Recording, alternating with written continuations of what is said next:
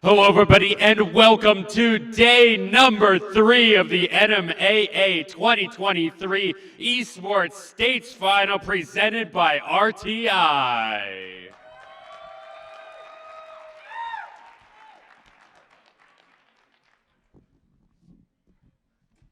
This event is going to be 8 titles over 3 days. We've already had 2 of those days with playing League of Legends and Hearthstone. Then yesterday we had Rocket League, Madden 2K, and we had Madden and 2K. Today will be Splatoon 3, Mario Kart 8, and Super Smash Bros. Ultimate.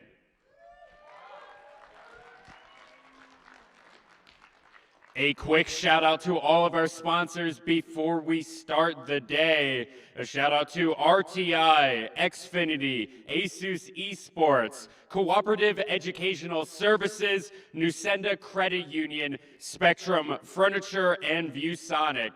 Additional thank yous to UNM Production for putting the production on, as well as UNM Esports, NM Tech Esports, NM State Esports, and CABQ for providing computers.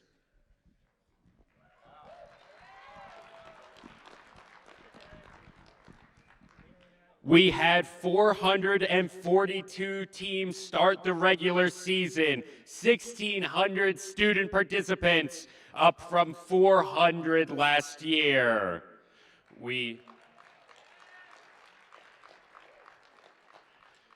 Today we are going to go into some of our biggest esports events here with Mario Kart and particularly Smash having the most players with 129 teams participating over the regular season. But first, we are going to go into Splatoon 3. We have A through 3A matches, then the 4A and the 5A matches. We'll be playing all semifinals and then playing all finals afterwards. We'll be streaming one semifinal as another semifinal plays concurrently. If you win one semifinal, you are into the finals and you'll be playing for first place for state. If you lose in the semifinals, you are not out. You do get to play for third and fourth place. We are going to be going into our first game of the day, which will be the A through 3A semifinal here. West Las Vegas versus Raton. Playing concurrently will be Sandia Prep versus Singer High. It's going to be a great game, so I'm going to throw it over to the casters. We will go to a quick Be Right Back screen, and then we'll get right into game number 1. Riverside Technologies, your local trusted IT expert. RTI offers a variety of customizable bags, cases, and shields. Make your transition to new equipment as seamless as possible with our integration solutions. Our deployment services will ensure a worry-free experience for your organization. Other RTI solutions include managed services, managed print, data center solutions, and more. Contact your local RTI representative today. What does it mean to care for a community?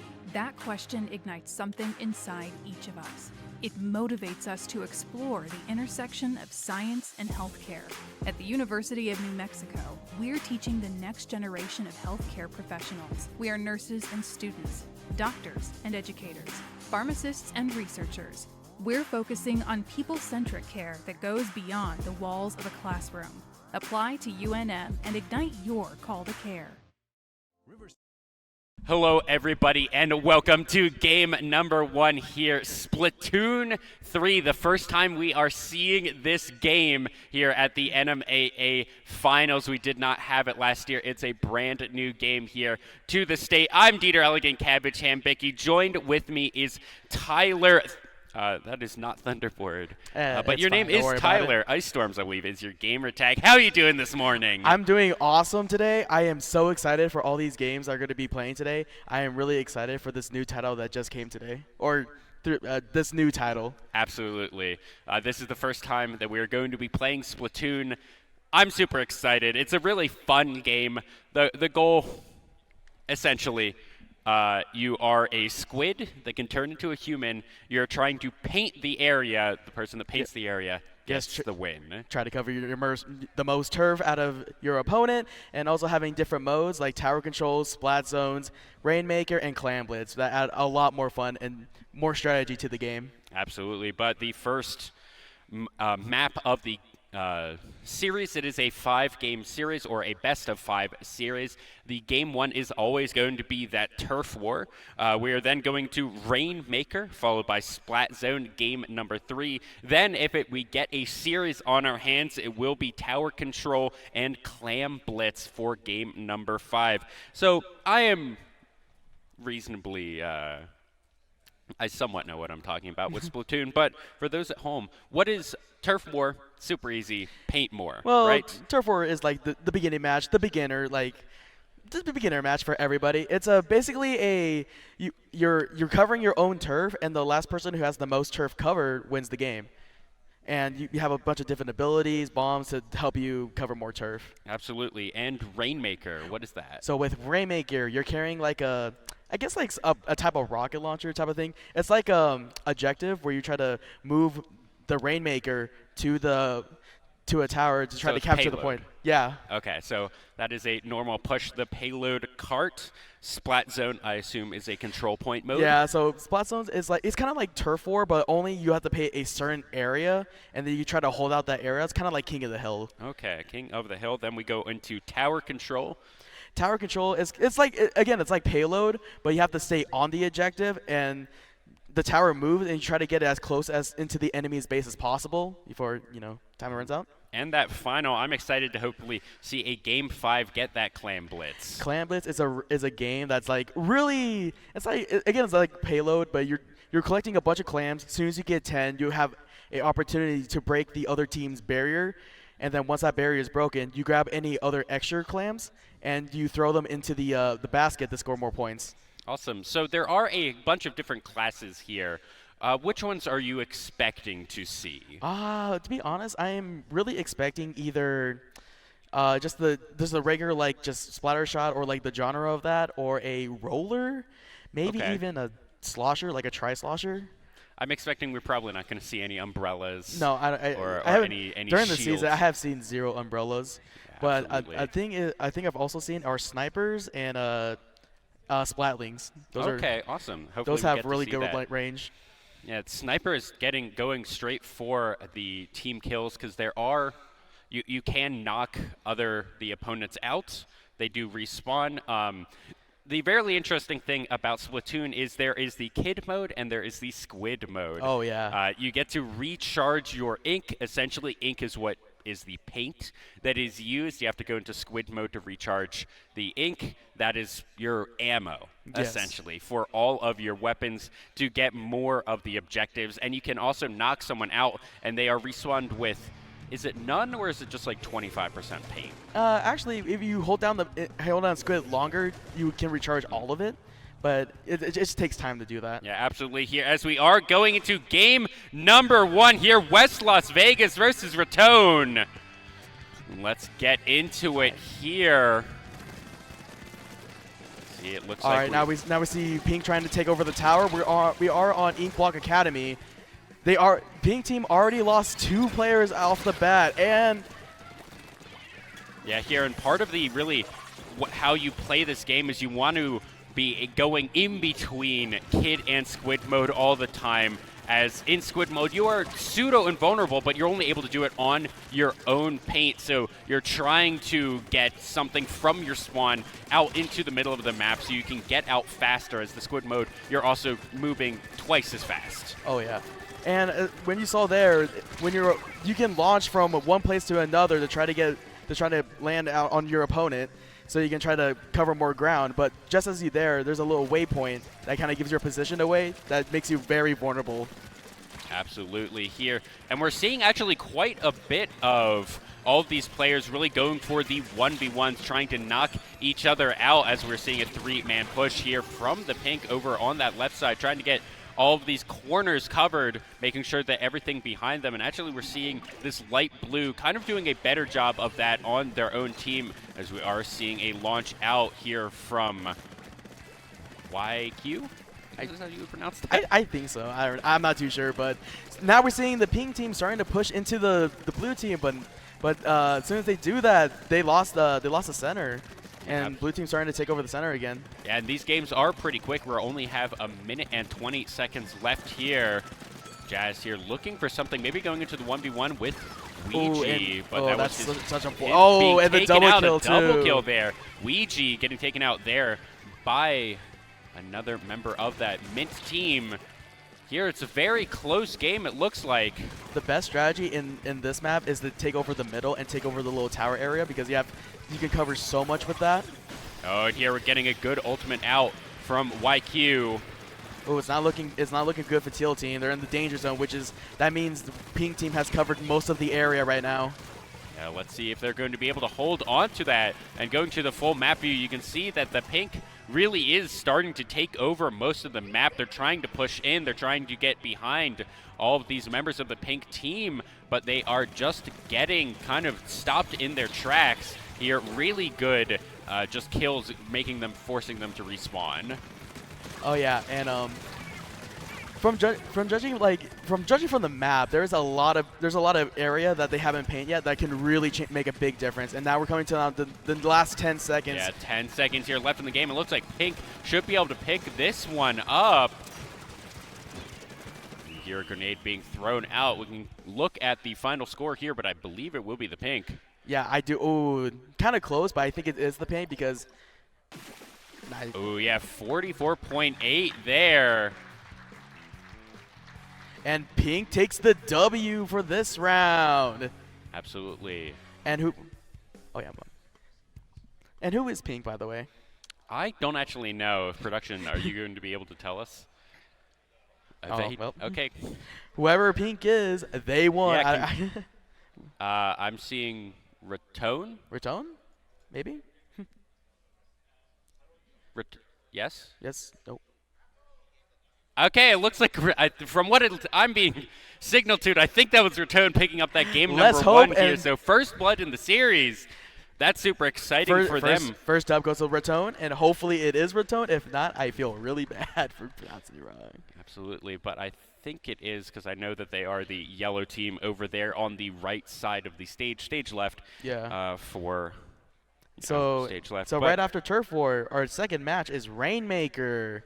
Yeah, absolutely. Like I said before, Rainmaker it's a payload, but you can actually fire it, and it does a lot of damage. It's an insta kill basically. Okay. And typically, if you know how to play your cards right, this match won't even last like 2 minutes. Oh, 2 minutes. If you really play this game, or if you really like do a good strategy and push really well, that game it won't even take that long. So is it 2 different payloads, one for each team, or is it each team trying to push it back and forth? It's one payload. You take the payload. You try to make it to a tower, which is like a little checkpoint where you put it at. Then you gotta pop the bubble, and then take that into their side on the like little tower things and place it down. Okay. It's like this, and vice versa for the other team. Okay, so it's just one, and you're trying to push it against each other, essentially. Yes. Okay. I'm really excited to get into that. It looks like we are getting readies here from both teams. Let's see if West Las Vegas will be able here to tie this one up, or if it's going to go up 2-0 here for Ratone. It's So definitely we get possible. Into game 2 here of this best-of-5 series. All right, and now we're into Rainmaker. We're at Hagglefish Mart for this round. This map is a really narrow and just straightforward like pushing map. So I would like to see mostly a lot of pushing right now. Yeah, here I believe that purple is Ratone on this map as we see just a lot of interesting map features right here. And a good bubble there. Right that off takes out 3, I think. Right off the bat, and they're going to push the ejective. And right there, they literally not even like 8 minutes in, we already the first objective's already here gone. You're seeing a roller, Josiah, being taken out right there as YQ trying to give some amount of pressure here, get something back for this purple and a Boogie team. Bomb going out. And the team wipe. That is really big. This is huge. This is an opportunity for I I believe this is Purple Ratone team. on purple. Purple team, because I really know the name. Your but ultimate is ready here for YQ. They're And trying to purple- pop this bubble. purple Good takes it over. defense here. Oh, The green team making sure that they walk away from that bubble. Purple is Ratone. I'm getting confirmation in Purple's that in my Ratone. ears from production. Rainmaker has been all right, taken. Josh is pushing the ejective. They already have the first checkpoint down, so they just gotta just push it a bit further. Now they only got 42, and that was a great boogie bomb pushing, and that is the game right there. I don't even think that was a full 2 minutes. That's what I'm saying. This game, if you play your cards right and you get like a really good push, this game can end really quick. Absolutely. I believe that was West Las Vegas tying it up. Yes, Return sir. was purple, and that was, now we get 1-1 in this series. And, I mean, that was decisive. Honestly, yeah. That was a really good game for Las Vegas right there. Absolutely. It looked like it was a little dicey there for a couple of seconds in the middle with the team Oh, wipe. yeah. That Ratone team was wipe at the beginning was Yeah. really huge. But and they were able to get the first checkpoint off right away with that, which was honestly amazing right there. Absolutely. That was done very, very quickly. Next, we will be going into the Splat zone here for game number 3. Yeah. To be honest, like judging from how Turf War went, I honestly think that Ratone will have a better shot with this one. Okay. Because they did win Turf War, but at the same time, that was still kind of close. Mhm. And mostly everything comes down to like the last 60 seconds. Okay. Yeah, I know that is a lot, and especially in games like this where it's a map-based objective, right? When you're trying to cover an entire area or something like that, it's usually those last couple of seconds, especially in a very close game, that really is what's going to make the difference. So hopefully we get to see some cool team play. I think we did see in that Rainmaker, it was such a quick game, so I couldn't really point it out. You did see some 3-man pushes from Ratone trying to get some more control. But the thing is, you back. can't push too much when the bubble's about to pop because you'll instantly die, and it will really weaken your forces right there. Yeah, absolutely. Here. Another thing to keep in mind in splat zones, on certain maps, there's two different areas you got to paint.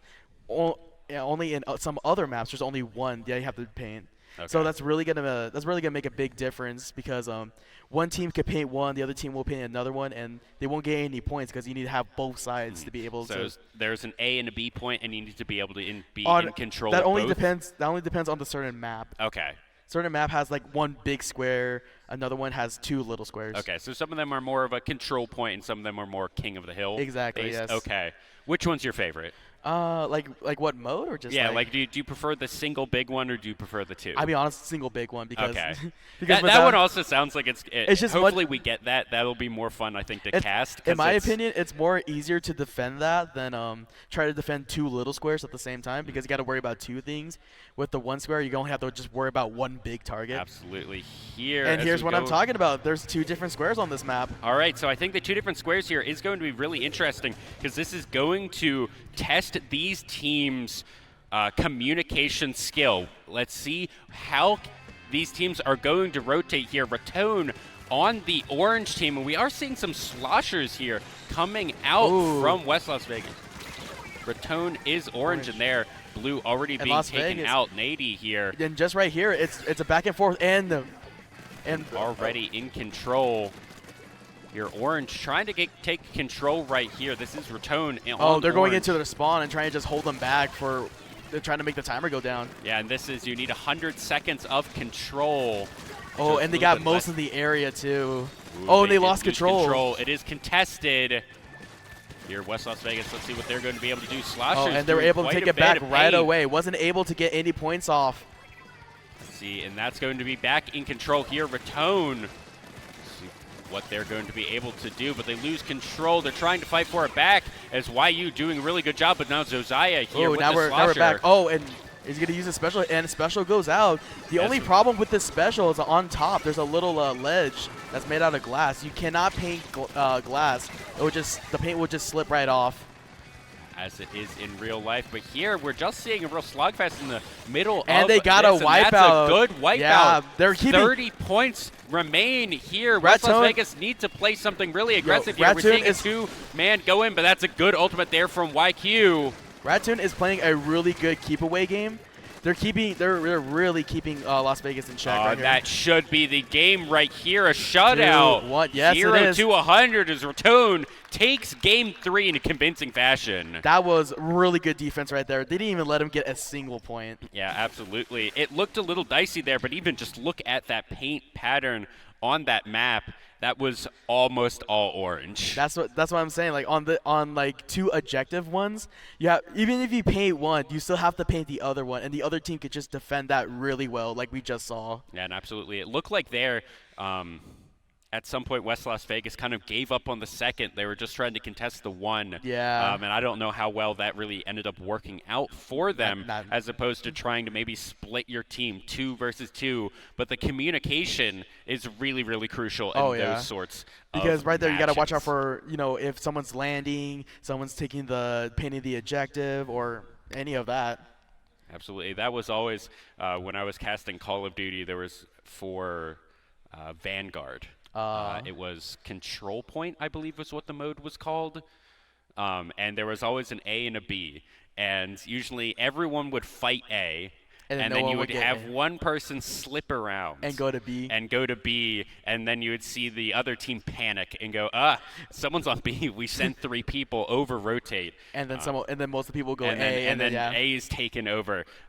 It looked like here in Splatoon, they're a little bit closer together, so those rotations are not as important.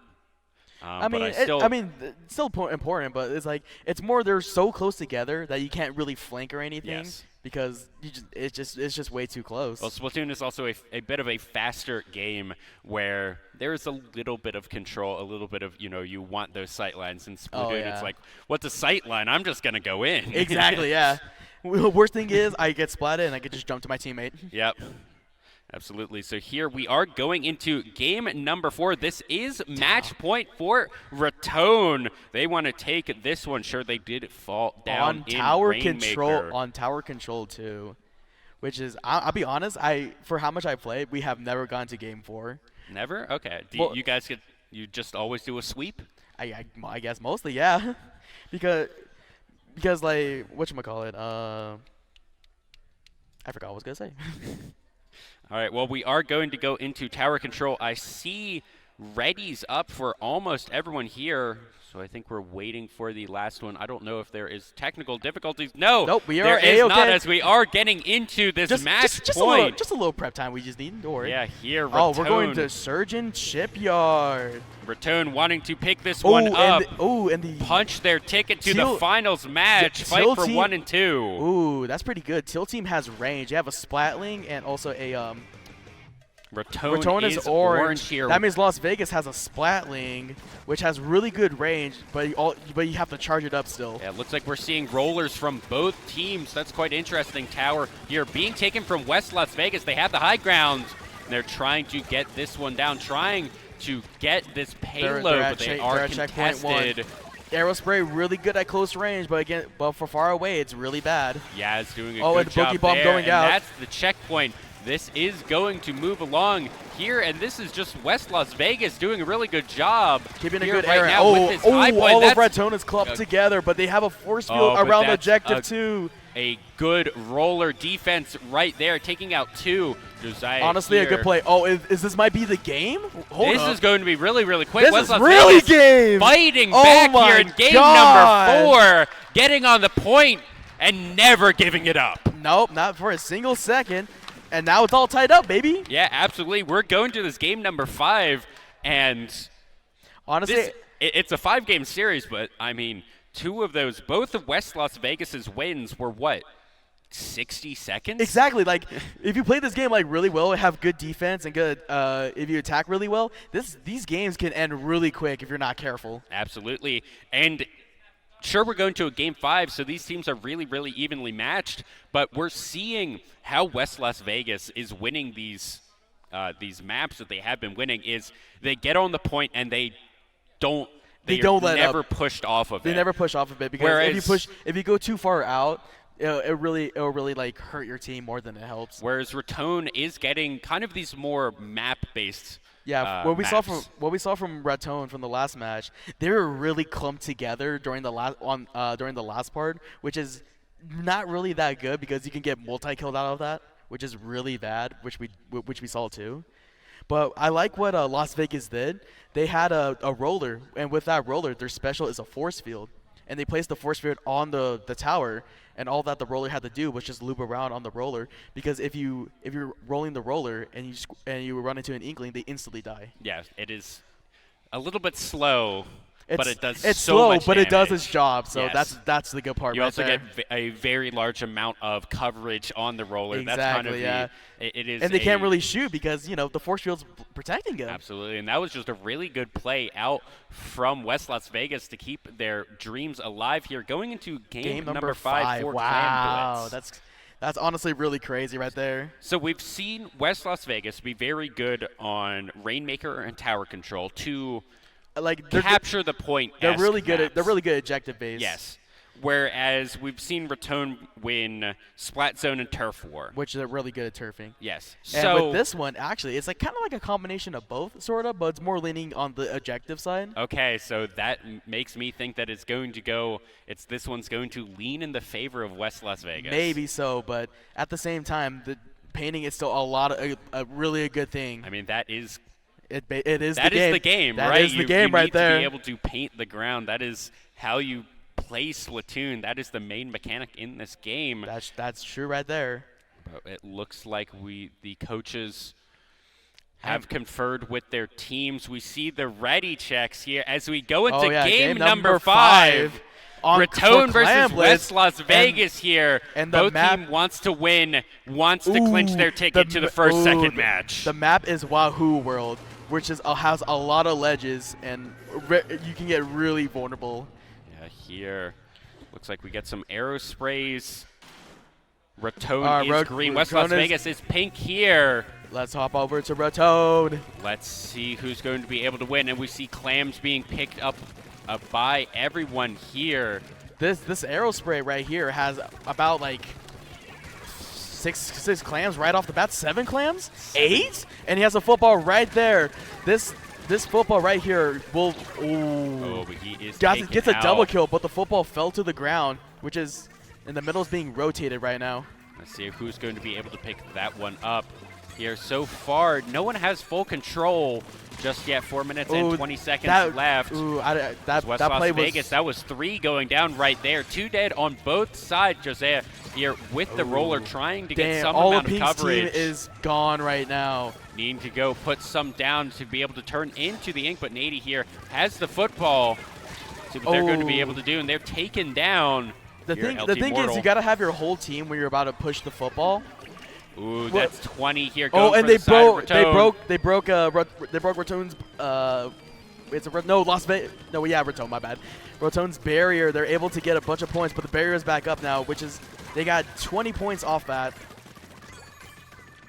Is the game mode the first one to hit 0 wins, or the first one hit 0? First one to hit 0 wins here, as this is the closest match we've seen so far.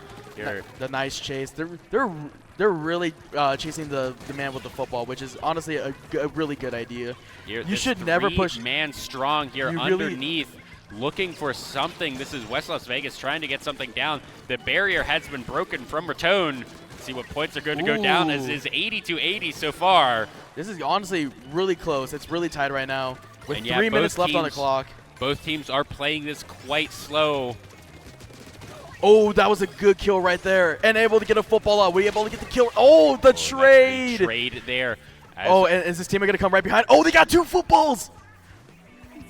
Oh, let's see. LT Mortal, he's going to bring and another trade off. That's such an unfortunate trade when the football is just right there, too. As this is just back and forth, back and forth. Here, the squid coming out as Jazz is just going to be taken out. Oh, and barely misses the football throw, too. Oh, Nady here trying to get something that looks like he's just going to be rollered. Just 3 dead here. And he's about to toss the football? Nope, he dies, too. 3 dead here for the side of West Las Vegas.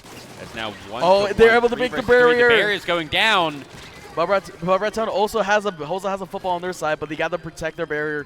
Because if they try to push the other side, it will be protected. Well, because only 1 barrier can be broken at a time. The barrier is back up here for Raton. 2 minutes remaining.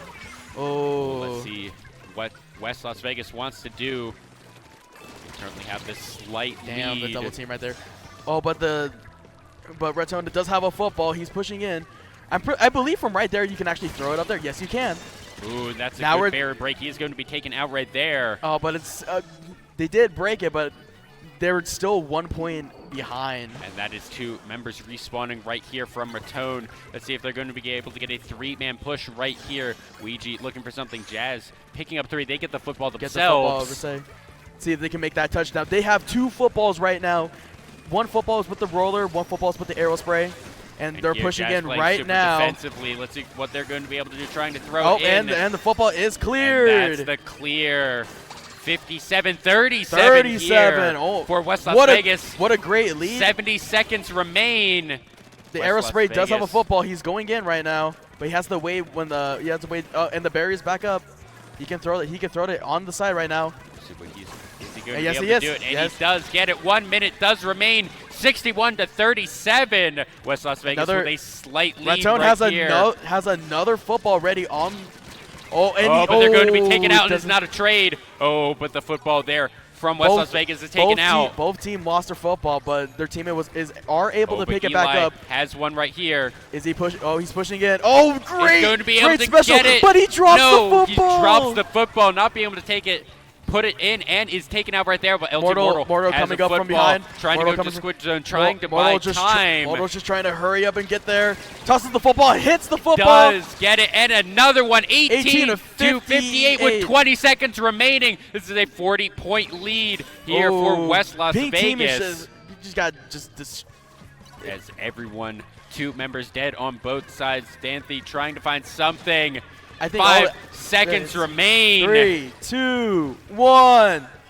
Oh, and overtime's up because the football's still on the play. Oh, we There's do overtime. have overtime. Football's still on the plane Football's right now. still online. Nady, can he do something? Can he and- make a hero play? If that football disappears, it's all over. We're still in overtime. West Las Vegas with a They gotta good pick up- lead. It Oh, is they reset the timing timer. out. They just reset the timer. LT Mortal and is there- just camping it. And there's the game right there. And there is the game. Good game to both teams. That was honestly, that was really close. But towards the end, they just got a lot of points right there. That was so good. That was the closest game of that best of 5 that we did see. That is West Las Vegas, I believe, was the winner on that one. Was the winner of Amazing the right series. there. They will be punching their ticket to the first and second match later on in the day. Yes, sir. They will definitely. They must feel really happy right now. Absolutely. But also, if you're Raton there, I mean, that was a close series. You put up a good fight. If you're Raton right now, that was a really good fight. Absolutely. Any final thoughts on the series? Honestly, that was just a really close game. I'm glad we were able, for the first round, be able to see every single mode so we know what's going on. Absolutely. I think that's really cool. I'm super excited to play more or watch more Splatoon here later in the day. Thank you for joining me on the cast. I don't know if you're going to be back I am going to be back, any don't other worry. games. Next game, I'll be back. Awesome. So we Probably get- both of us again. Exactly, In I that would think case, so. But we will be going to a quick ad break, and we will be back with the 4A semifinals in Splatoon. Don't go anywhere. Riverside Technologies, your local trusted IT expert. RTI's Managed Print Solutions. Manage your business, not your printers. RTI offers a variety of services that can be customized to meet your specific needs. Our 4-step approach will ensure your print environment is secure. Learn how RTI could reduce your print costs by an average of 30%. Contact your local RTI representative today. What if you could look forward 1 year, 4 years, 40 years? What does the future look like? How will you ignite it?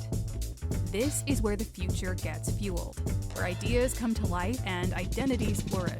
This is where we define opportunity as individuals and as a pack. Being a Lobo is about so much more than the classes you take. It's about the mark you make on your world, because the journey starts here, but it never ends.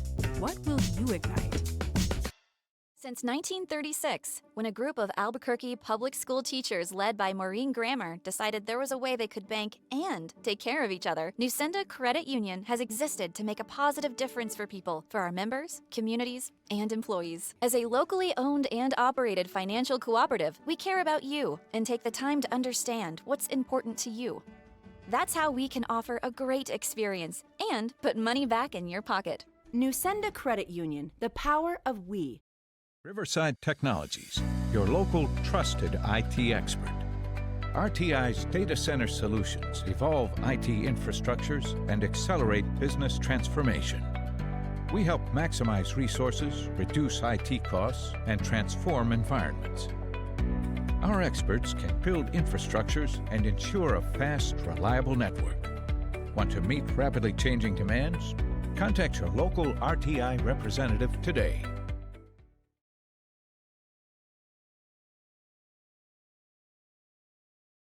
Riverside Technologies, your local trusted IT expert.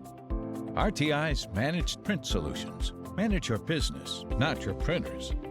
RTI offers a variety of services that can be customized to meet your specific needs. Our four-step approach will ensure your print environment is secure.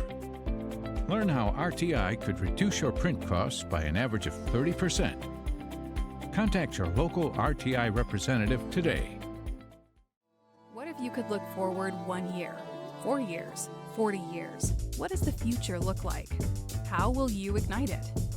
This is where the future gets fueled, where ideas come to life and identities flourish. This is where we define opportunity as individuals and as a pack. Being a Lobo is about so much more than the classes you take. It's about the mark you make on your world, because the journey starts here, but it never ends. What will you ignite? Since 1936, when a group of Albuquerque public school teachers led by Maureen Grammer decided there was a way they could bank and take care of each other, Nusenda Credit Union has existed to make a positive difference for people, for our members, communities, and employees. As a locally owned and operated financial cooperative, we care about you and take the time to understand what's important to you. That's how we can offer a great experience and put money back in your pocket. Nusenda Credit Union, the power of we. Riverside Technologies, your local trusted IT expert. RTI's data center solutions evolve IT infrastructures and accelerate business transformation. We help maximize resources, reduce IT costs, and transform environments. Our experts can build infrastructures and ensure a fast, reliable network. Want to meet rapidly changing demands? Contact your local RTI representative today.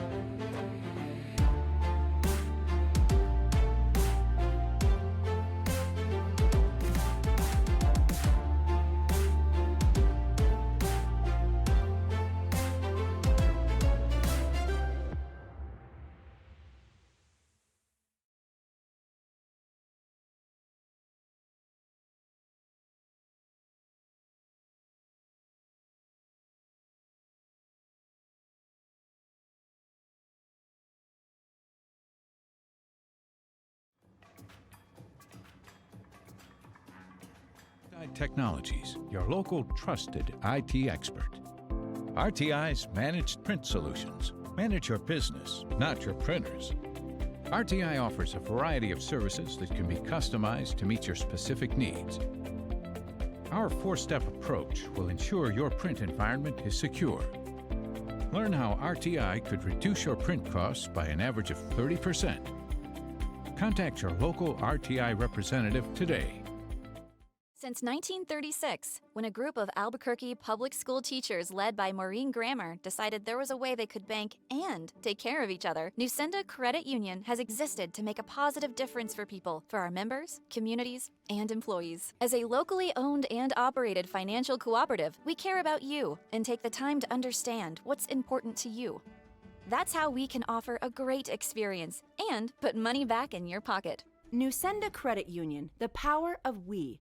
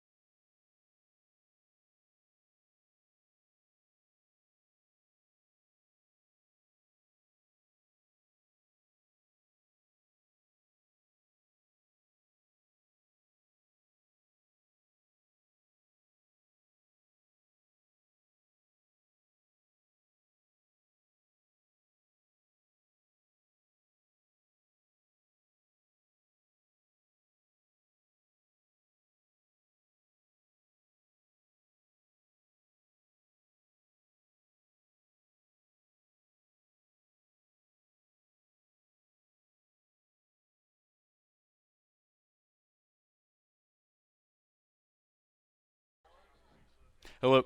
Hello, everybody, and welcome back to game number 2 of the day. We are going to our semifinals for 4A in Splatoon 3. I'm super excited. I'm still Dieter. That's Zane. How you doing this morning? I'm doing pretty well here. Awesome. So we are going to be going into Del Norte versus E-Academy. E-Academy is on the far side. Closer to us is Del Norte. But Del Norte here with the cheering section. So I'm super excited for that. We saw Del Norte fans really show up yesterday for Rocket League. It was them versus Portalis, I think it was, with fans on both sides. It was super hype. So hopefully we get to have that one again. This is just going to be a semifinals match. Win this one and you get your ticket to the first and second place match for the state championship in 4A, and these teams are very evenly matched in the regular season. Del Norte 9-2, E-Academy 8-3, 29-12, and versus 27-5. So this is going to be a really close match, I think. Right. It really is, and it's really amazing to see all the crowd here, and I really hope that it ramps up, especially as all the other games are coming to a close, and we can just appreciate all these finals and all these talented players. Yeah, absolutely. From what I actually remember from last year, Mario Kart had quite a crowd.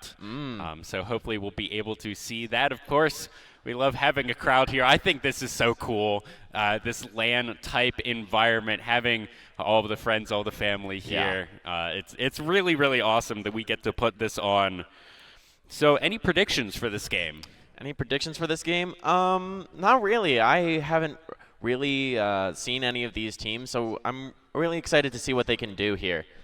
Awesome. Well, I do know that your team, Secret City Esports, did make it out of their semifinals 3-0. We're pushing for it. So that will be exciting. We'll get to see you guys in the finals here. Are you playing in that? I will be playing in that. Awesome. That's going to be super exciting. So this is going to be the same 5-map rotation that we saw in the earlier game. We will be going to Turf War right off the bat. What's the technical difficulty? A couple of technical difficulties that we are trying to that's us. Fix right now. It looks like we may be in twice as a spectator. I'm not entirely certain. Whoever's in charge of the room needs to do that. I'm not. Okay, we are trying to get into the game here. Everyone is in. We're just trying to get a couple of those technical issues resolved. That should only take a couple of minutes. So, Turf War, you're on a team. Right. What's the communications like? Are you doing 3-man pushes? Are you trying to do flanking? Or is this really just kind of 1v1 micro? Well, it really depends. There's a lot of different things you can do, and it depends on the map as well. Some are bigger, some are smaller. And for the smaller ones, it's a lot easier to just take those one-on-ones. And sometimes you have to get together and push, especially on the more complicated modes. But Turf War, it's like 1v1s are where you want to be taking them. Okay, so this is going to be where we see, I mean, this is the most, Splatoon at its most vanilla is what I want to say. Turf War is really what Splatoon is. You paint the ground, you try and get more than your other team. It's not anything special, there's no objectives, you're simply trying to paint. So I think this, also it being game number 1 in the best of 5, this is really where we're going to see the two teams testing the waters, seeing what 1v1s are able to win, what 1v1s they maybe aren't able to win, and then rotations, who needs to match up against what player. And it's also a test for what weapons you want to be running later in the game on all the other different game modes. And there are a lot of weapons that work on one game mode, but not all the others. So you really have to, it is testing the waters. And you got to test it well to know what works well. Absolutely, as it looks like we are just waiting for some ready checks here. I see thumbs up from both teams. Production is ready here. We're ready to see some action. And it looks like we will be getting into this game shortly. At least I did see thumbs up from Academy. All right, thumbs up. And we are going to here change these teams as it was everyone on one team. Having some team difficulties here. Trying to find out who's on whose since everyone has a special gamer tag and not everybody knows that. Yep, it looks like not L2. Looks like we are getting into it. There we go, Alpha team. So Del Norte here is going to be the Alpha team. They will be the good guys, the light green team here. Del Norte is Bravo, actually. I was told incorrect information here as we are getting into game number 1 here of this best of 5. Del Norte versus Academy. As we load into the game, I believe Del Norte is purple here. Trying to get something here as the purple team is going to try and get a little bit of this. Orange is being taken out right here. 2 minutes and 40 seconds. This is going to be a quick game mode no matter what. As we see a lot of trades back and forth. These teams really just trying to test the waters here, as that is going to be a big explosion that doesn't take anyone out. Yeah. Really, Turf War is all about playing mid, especially on this map. It's really hard to go into the enemy's base, so it's all about controlling. But ooh, a wipeout there. That should be pretty big here. Jay getting quite a bit of coverage. The Nautilus is really taking care of people. I've seen him splat at least 3 people, 4 now. Ooh, that's really good here. Another. Really taking them out here and placing their shots well, knowing where to be and where the enemy is. Absolutely. This is actually a kind of insane just run that we're seeing right a here. Quad wipeout. Finally going to be taken out. A wipeout in that trade. Well done. Let's see what we're going to be able to see. And unfortunately, just spawning on the edge of the map. But it looks like purple here on a pretty good advantage. What they're going to be able to do. And yeah, this is a slight advantage here for purple, but it is still anyone's game. 90 seconds left here on this game number 1. See what they're going to be able to do. Taking one out. They're paintbrush taking out here. Not something that we see all the time. Yeah, not something you see all the time. They're really playing for the kills because the enemy can't paint if they're dead. Yes. That is one of the strategies here, but usually if you're going to have people playing that aggressively, you're going to have some people kind of behind them getting the paint down. Right. Let's see, 45 seconds here, and it actually looks like Orange may be having a decent advantage right here. A good back and forth. Purple trying to get something done. As we are seeing this hammer come out. We'll see what they're going to be able to do, but this may be a bad corner for them. Trying to turn it into Squid, going to the 1v1. And here Orange getting the advantage. They're going to another 1v1 a second. Here 20 seconds remain. Orange taking the most of mid here, making a good comeback. And they're just trying to push forward, hold them off on these last 10 seconds. Let's see what they're going to be able to paint in these last couple seconds of this game. Then we'll see who has it. That is the game. Let's see. Oh, I think Orange may have eked that one out. Orange. And they did. 53.4%. Well done there. Absolutely. I believe that was Del Norte. And I'm getting confirmation. Del Norte here up 1-0 in this best of 5. Taking map number 1. Yeah. Turf War is all about that comeback. It doesn't end until it ends. Bang, you got it. Absolutely. That was a really good back and forth. We were seeing E-Academy trying to get that, and we even saw them having probably 60-ish% of the map at a certain point, but just a good wipe and then just pushing forward towards the end there. Doesn't matter how much you control at 1 minute, it matters how much you control when the game is done. Yes. So we'll be going here to Rainmaker. Any predictions? Any predictions? It's still really too early to tell. Turf War isn't a really good tell when it comes to who's better, but, you know, maybe you can take that momentum and run with it. Absolutely. We do see the two teams conferring between themselves, conferring with their coaches, seeing what they want to maybe play going into this game number 2. Maybe choosing the weapons they want to play, especially since Rainmaker is such a weapon-heavy game mode. You just have to know what to play and what everybody else is playing. Absolutely. We'll see what they get. There was a really good couple of Gatling gun kills that we were seeing early on there. I believe that was from E-Academy. Right. Just unfortunately not quite enough from them in that game number 1. They were playing really well, using the Nautilus's like special abilities, using that to just get all the kills, even doing a solo quad wipeout.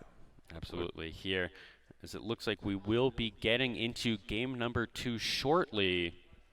Looks like there may be some technical issues up on stage. Hopefully we can get those resolved, but I guess so we have a little bit of time to kill. Do you have a favorite weapon that you like to play? Usually I play a lot of the shooters, Okay.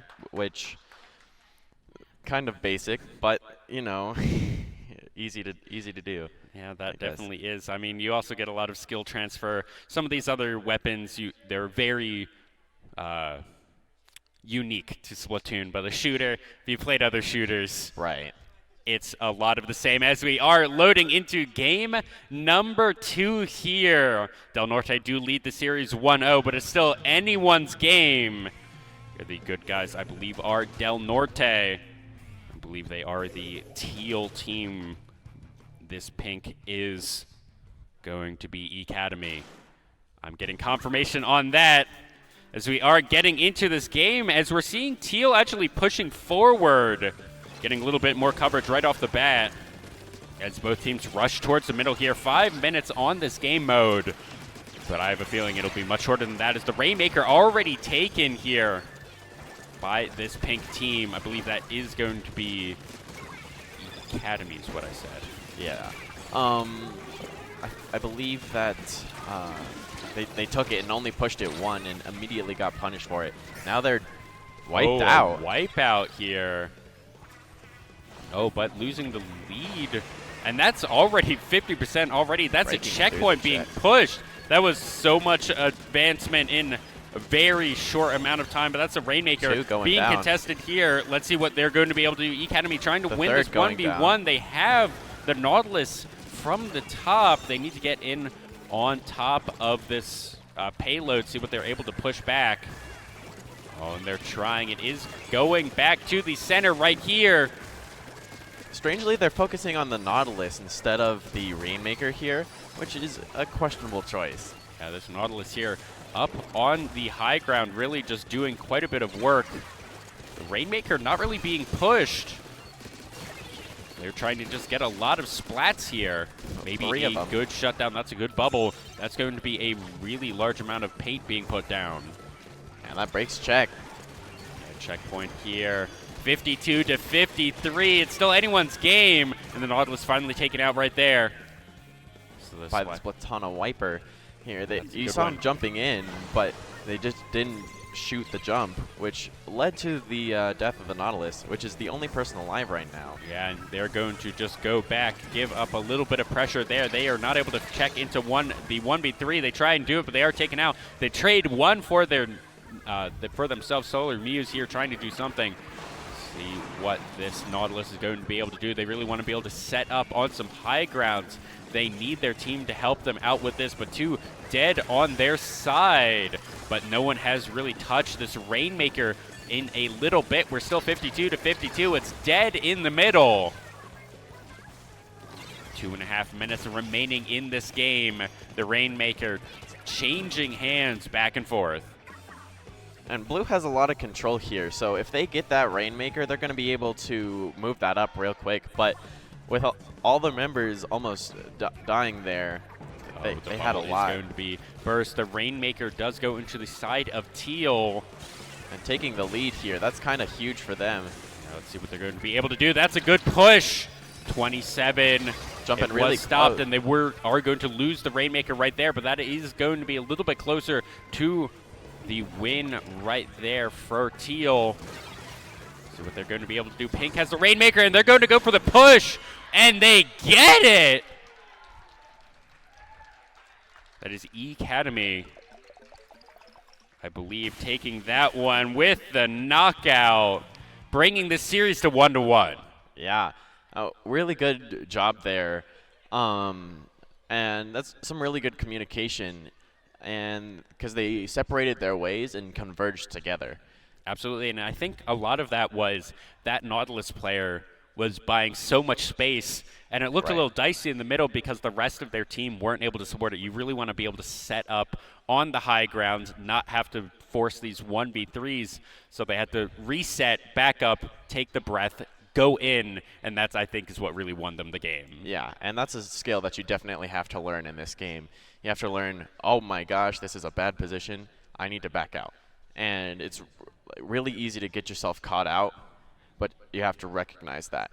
Absolutely. Here, as we are seeing E-Academy confer on the stage, Del Norte conferring among themselves, not in as much of a huddle here. E-Academy really talking about what they want to do. Coming into game number 3, it will be the Splat Zone, Right. which is going to be less of an objective-based map.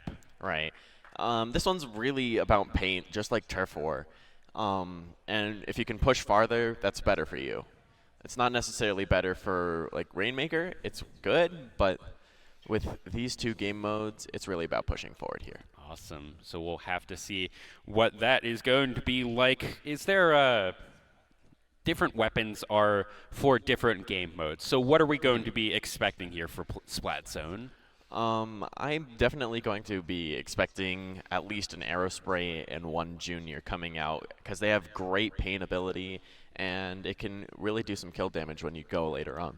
I know from last series, we're seeing, especially towards the end of the series, we were seeing 2-3 Aerosprayers per team, so we'll see if that is going to be something emulated by these two teams here. Yeah. I do see E-Academy looking to ready up. The teams need to get onto their teams, but we should be getting here into game number 3. Yeah.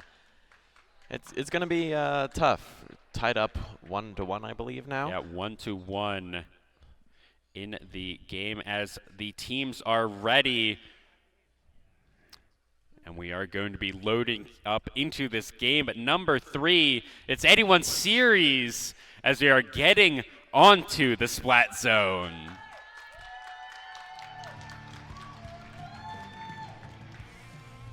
All right. So there's an Aerospray, but also the Flingza roller for that missiles. Del Norte might be green is what production just told me in my ears, so we're going to go with that. We do see Del Norte is green. We are seeing the roller coming up from Del Norte. See what they're going to be able to do with it. Trying to get something down, get these range attacks, which are not all that great, and they're already being taken out right there. Purple trying to do something. E-Academy, whether they're going to be able to do, as this is already ticking down. E-Academy doing a really good job of control right here. 80 points to their name. Another quad for Not Owl too, playing that Nautilus really well, making sure they paint their feet so that they can get out. Absolutely. We've seen them opt into these 1v1s, and it seems like there's no one on Del Norte that's really able to contest this Nautilus. I don't know if they're going to have to try and change up weapons or change up strategies, but 40 points here remaining. It is going to be contested. What can Del Norte do? They're trying to get some paint onto the ground. Losing control. Control has been lost, but it's still 50-50. Anyone's game here. E-Academy trying to do something, and it looks like they will remain in control here. 3v3. Booyah Bomb coming out, trying to cap that last bait here. Oh, that's a really good bomb right there, trying to get a splatter as well. Del Norte, for the first time this game, are in control, trying to even this one up. 84-20. You may see the 61 right there, and that's a penalty. If you hold it for too long and the enemy gets control of it, you get a penalty of, I believe, half the points that you just scored. Okay, but here it looks like everyone has a little bit of a penalty here. No one in control just yet. 77-20, but that's such a good paint bomb. And it's not going to be quite enough. Del Norte putting up a very good fight. They're trying to keep control of this. They're trying to get their 70 points down. 3 minutes remain in this game. And here 2 down for Academy. Because Del Norte has control. Oh, there's a communication error. But a communication error. Unfortunate there. Of course, Nintendo netcode known for being good, right? Yeah, it's the that's best. I believe that's what it's known for, as we hopefully will be able to get back into game here shortly. I believe they will have to restart the game. It's unfortunate. It was going well for both teams. It was a really close game. They managed to push really well, and they pushed back. It really looked like it was just going to be Academy's game right there. They had got it down to 20 points. They were looking to really push, but Del Norte, they're kind of that second minute of the game, were doing a really good job of contesting, making sure that they didn't just give up the point and lose the entire thing. But it looks like we are trying to just get right back into the game. Yeah. Coaches are conferring with Paige, our lovely assistant, up on the stage, who really just helps us out with all the Nintendo games. She is the coordinator and a local TO for a lot of Smash games, but she is the one that does help us out for basically everything, and really without her, we would be completely lost, the UNM Esports Club. Yeah, it's a lot of work to do that, and it's a lot of dedication as well. Really, thank you for doing what you do. Here, as we are getting the passcode to get into this game. Oh, looks like we may need to make another one. Okay, so we are letting the game go. Unfortunately, it looks like we were the one that crashed. Luckily, I don't believe that the game itself crashed, so hopefully we'll be able to get into game number 4. Maybe we were talking too much. Maybe. Yeah, they just wanted us to shut up. Yeah. Concentrate. But here, this is actually kind of cool. We get to hear all of the players talking a little bit more instead of just me. Then we get to hear all the communications that's coming out. These are call-outs, I assume? Yeah, they really are. And with this, the call-outs aren't really all that detailed. It's really just like, help me, and he's here. And you have to understand your teammates and understand where they are on the map to really get all the information that you need out of those call-outs. All right. It sounds like, at least to me, looking at it, Academy doing a little bit better of the call-out job. Del Norte here, not quiet, but I am hearing more vision or more voices from Academy. But now it looks like we're getting down to the wire. And just based on that, it looks like Academy is going to take that game. Saw the coach jumping up and down. So that's going to be them going up 2-1 in this series. Right. Here.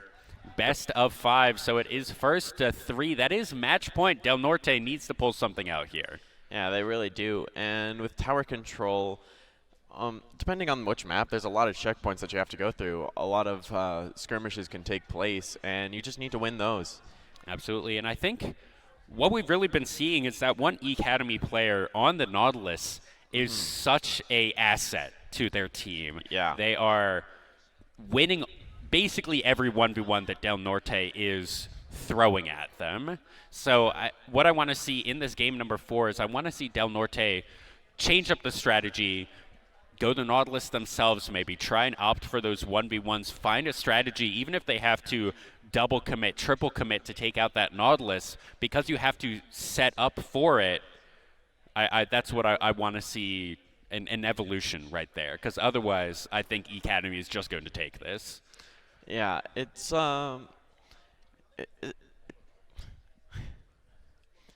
it's something to really consider, because there's also different weapons that have more range than the Nautilus that you could be playing, and we have not seen any snipers, I don't think, so far. So maybe using a longer range weapon to try and take out the Nautilus. Yeah, I think that would be the play here, but you never know. You Absolutely. never know. That is also something. Maybe Del Norte is just not very good at that weapon. That is something that can happen sometimes. Is some players just aren't as good on certain things, so they're maybe trying to play towards their strengths. But maybe also tower control, maybe their map, maybe they're super comfortable in this, and they're just going to say, we get the easy game 4, force the game 5, and we'll have to see with that.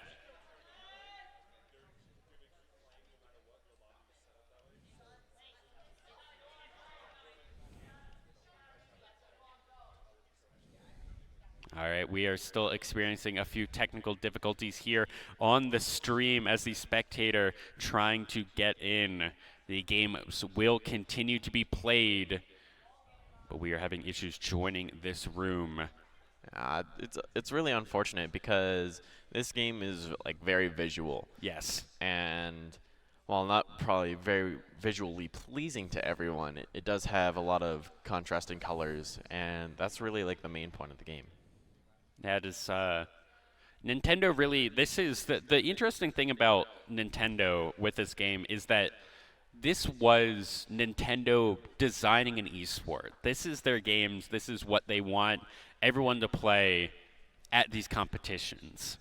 That was kind of why they made Splatoon, and I think they did a really good job. You have all these different strategies, but it's still just a really interesting game where you're trying to paint. Yeah. And I think that's so much different than any other game that is really out there. So I think that's really neat. Right. And also, all the matches are really short and quick and easy. And it's pretty easy to understand what's going on. Oh, yeah, especially something like Turf War. Put more paint down.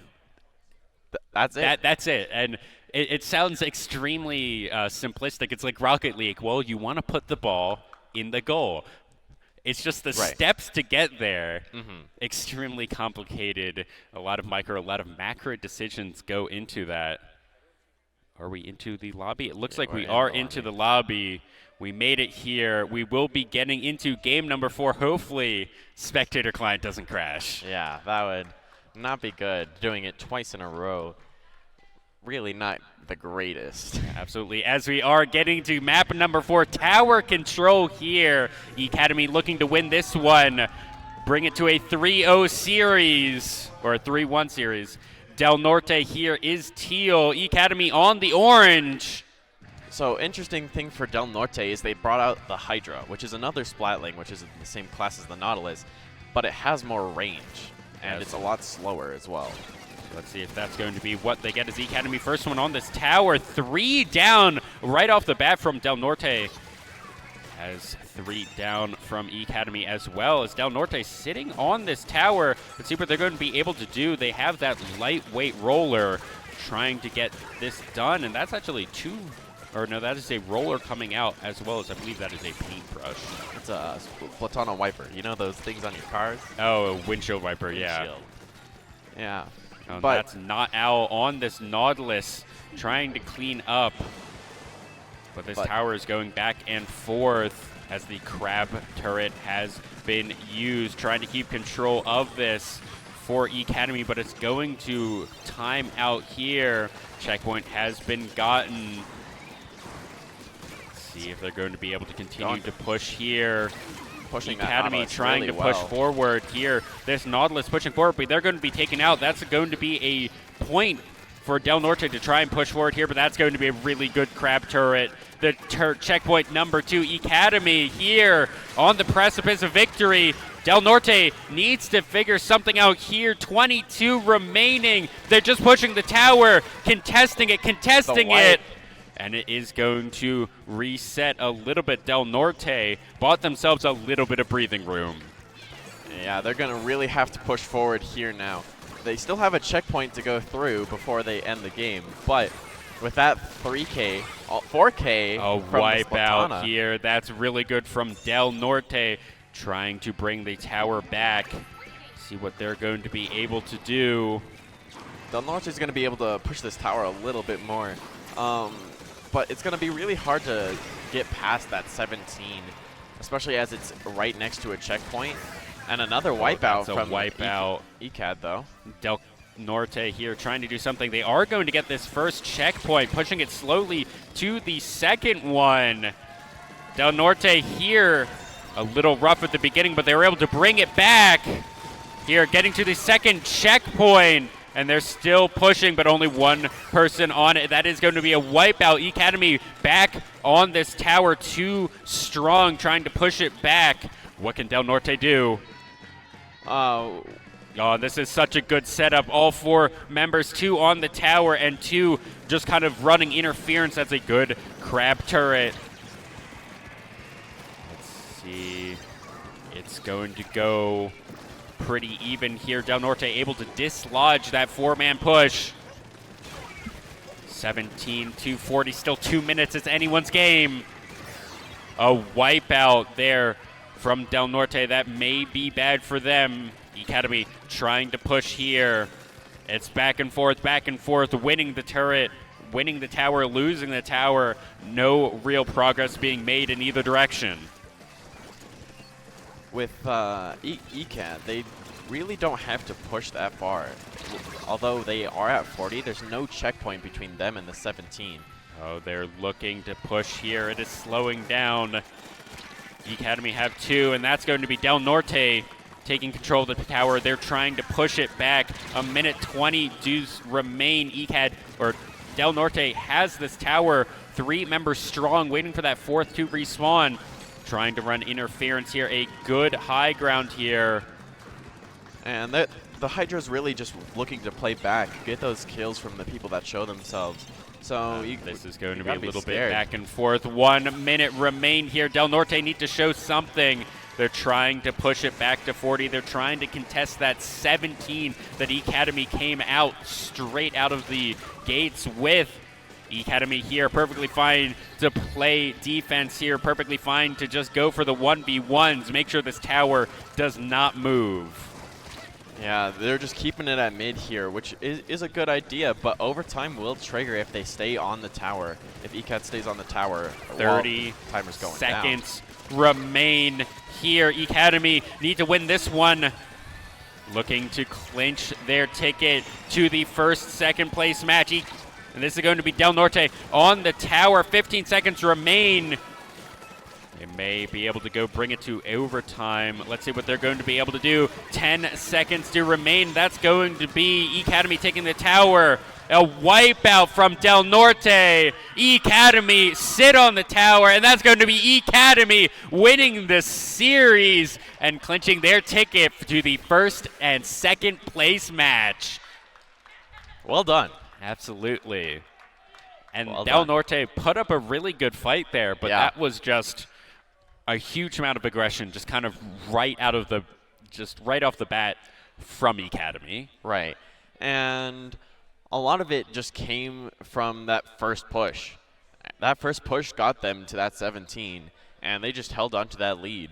Yeah, Del Norte trying to fight back, brought it to 40. I thought they were going to be able to do it, but unfortunately right there at the end, not going to be able to connect. Yeah, it was very close, but the Nautilus managed to play like both aggressive and that backline role, just getting rid of the tower when it was necessary.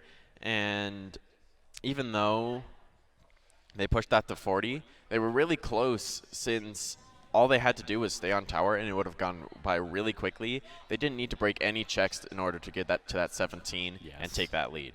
Yeah, absolutely. So congratulations to E-Academy for the win. Any final thoughts on the match? Really well played from both teams. It's sad for the streamers that we didn't go to Game 5. We didn't go to Game 5, and we were unable to see the conclusion of Game 3. Yeah.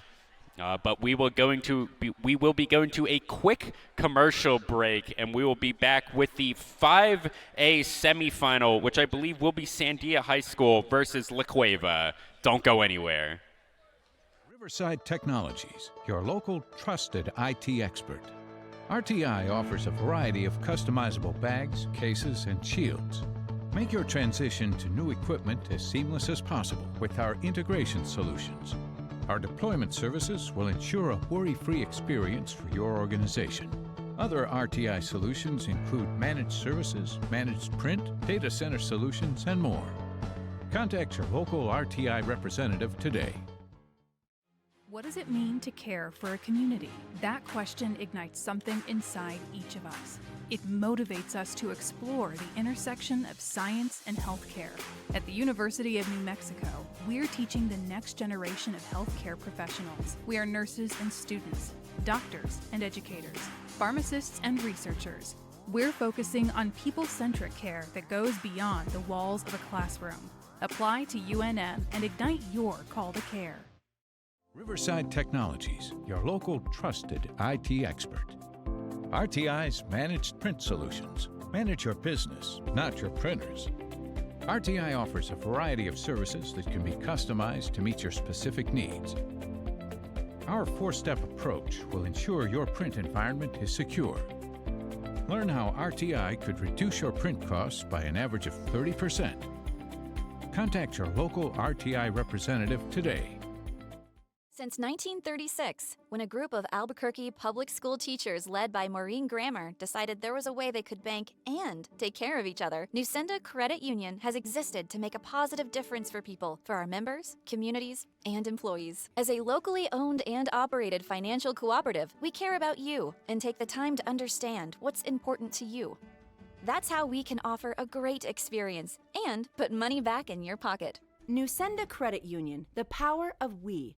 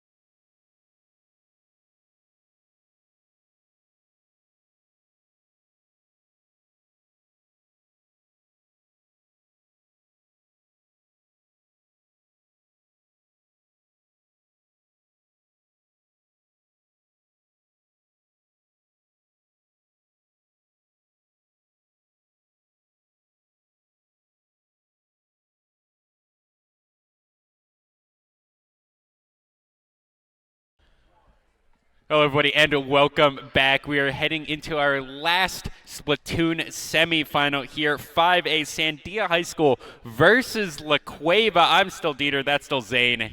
How you doing? I'm still doing fantastic. How you feeling after that match? Feeling pretty intense seeing our enemies for finals, but it's going to be right. an interesting one. Oh yeah, you do get to play against Academy after this, don't you? Yes, it's Awesome. going to be fun. Any what did you learn? What did we learn? Well, we got to focus on that Nautilus. You got to focus on that Nautilus. That's what I was going to say. But here we are going into a new game here. It is going to be Sandia High School with 10-1 on the regular season, 32-3 versus La Cueva 9-2, 28-9. So there is, a bit of a favorite here. Sandia High School winning one additional game in the regular season, but honestly, I'm expecting a fairly even match. Yeah, it's going to be really close here. Some days you just don't have it, and it comes down to who can put in the performance right now. Absolutely. I think that's going to be mostly what it's going to be, especially on the stage. This is going to be the first time that you hear commentators coming over you. None of these players are wearing headphones, so they're hearing what we're saying. So that combined with stage jitters, combined with what is probably going to be a really close match, that's really can affect people more than a lot of people expect. It's a lot of pressure. Absolutely. And there's so many things riding on it. And it looks like we're going to get right into game number 1 here as we go into turf war here. Sandia versus La Cueva. It looks like Sandia is going to be orange this game, which La Cueva on purple. Seeing actually an interesting, we see a difference right here with Sandia is actually trying to get their entire backside painted orange to begin with, and then they're going up to contest. Yeah. Where it might put you at a disadvantage in this early state, but in the later parts, you don't have to go back out of the way. You can go straight back into the fight. Absolutely, and it does allow you to contest this middle ground kind of in these later stages of the game, which is when it's really going to matter. Right. The interesting thing is you may be able to get some flanks off here if you are purple, because you can go in, you can get behind this team, and you can try and splatter your paint all around here. As we actually are seeing a paintbrush, just trying to get really good coverage here from orange. They're going to want to get really close to all their enemies, and whether that's through just swimming through the ink or using that fast run speed. Absolutely here. Laying in weight there with the paintbrush, but the rest of the team is just trying to play this super aggressively. Almost looking like on top of this hill right here, they're just going to be trying to go for some 1v1s. And that's going to be an ultimate used out, a good grenade. Yeah, it's a really good booyah bomb, and they're really just holding them back here, mostly in their spawn. A lot of the people on the right side here, just making sure that they don't escape from that side. Oh, but a good roller, and this stopped in its tracks here as Orange, a fairly strong lead so far. What it looks like a good bomb, booyah bomb to dislodge here from the top, and that may be a good fight here, trying to fight back. Jumping back here, and that's a really good play by the Hydra because they don't really want to be put out of play for that much longer. And Purple has really come back full force back into mid. Absolutely. 1 minute remains here left. 4 versus 3 on the map for a little bit longer. Something that I have noticed is this orange team has not gone down all that much. They've had a lot of uptime, and I think a lot of that is just kind of how they've gotten this lead, but it actually looks like Purple here with 38 seconds remaining are going to be able to fight this one back, trying to force Orange back into their base, try and get control of the mid here. We are seeing a lot of bombs come out, a lot of nades come out. And this is going to be a really close match, I think. Well, one thing that I do want to point out is that just a second ago, Purple was in danger, which means that Orange did have more paint out, and they're really going to have to paint. You can see it up the top. They really just need to get some paint out. Danger going back and forth with 7 seconds remaining. We'll see. This is going to be the final touches here on this game. Who's going to be able to get it? That is going to be Purple in the danger zone, but that was the wipeout at the very end. But I think this is going to be a very, very close game. Oh, and I think Orange has it. Yes, and they do. I believe that is Sandia High School picking that one up. Here we see them celebrating on stage. La Cueva conferring among themselves, seeing what they want to change up, going into the Rainmaker. Turf War isn't everything.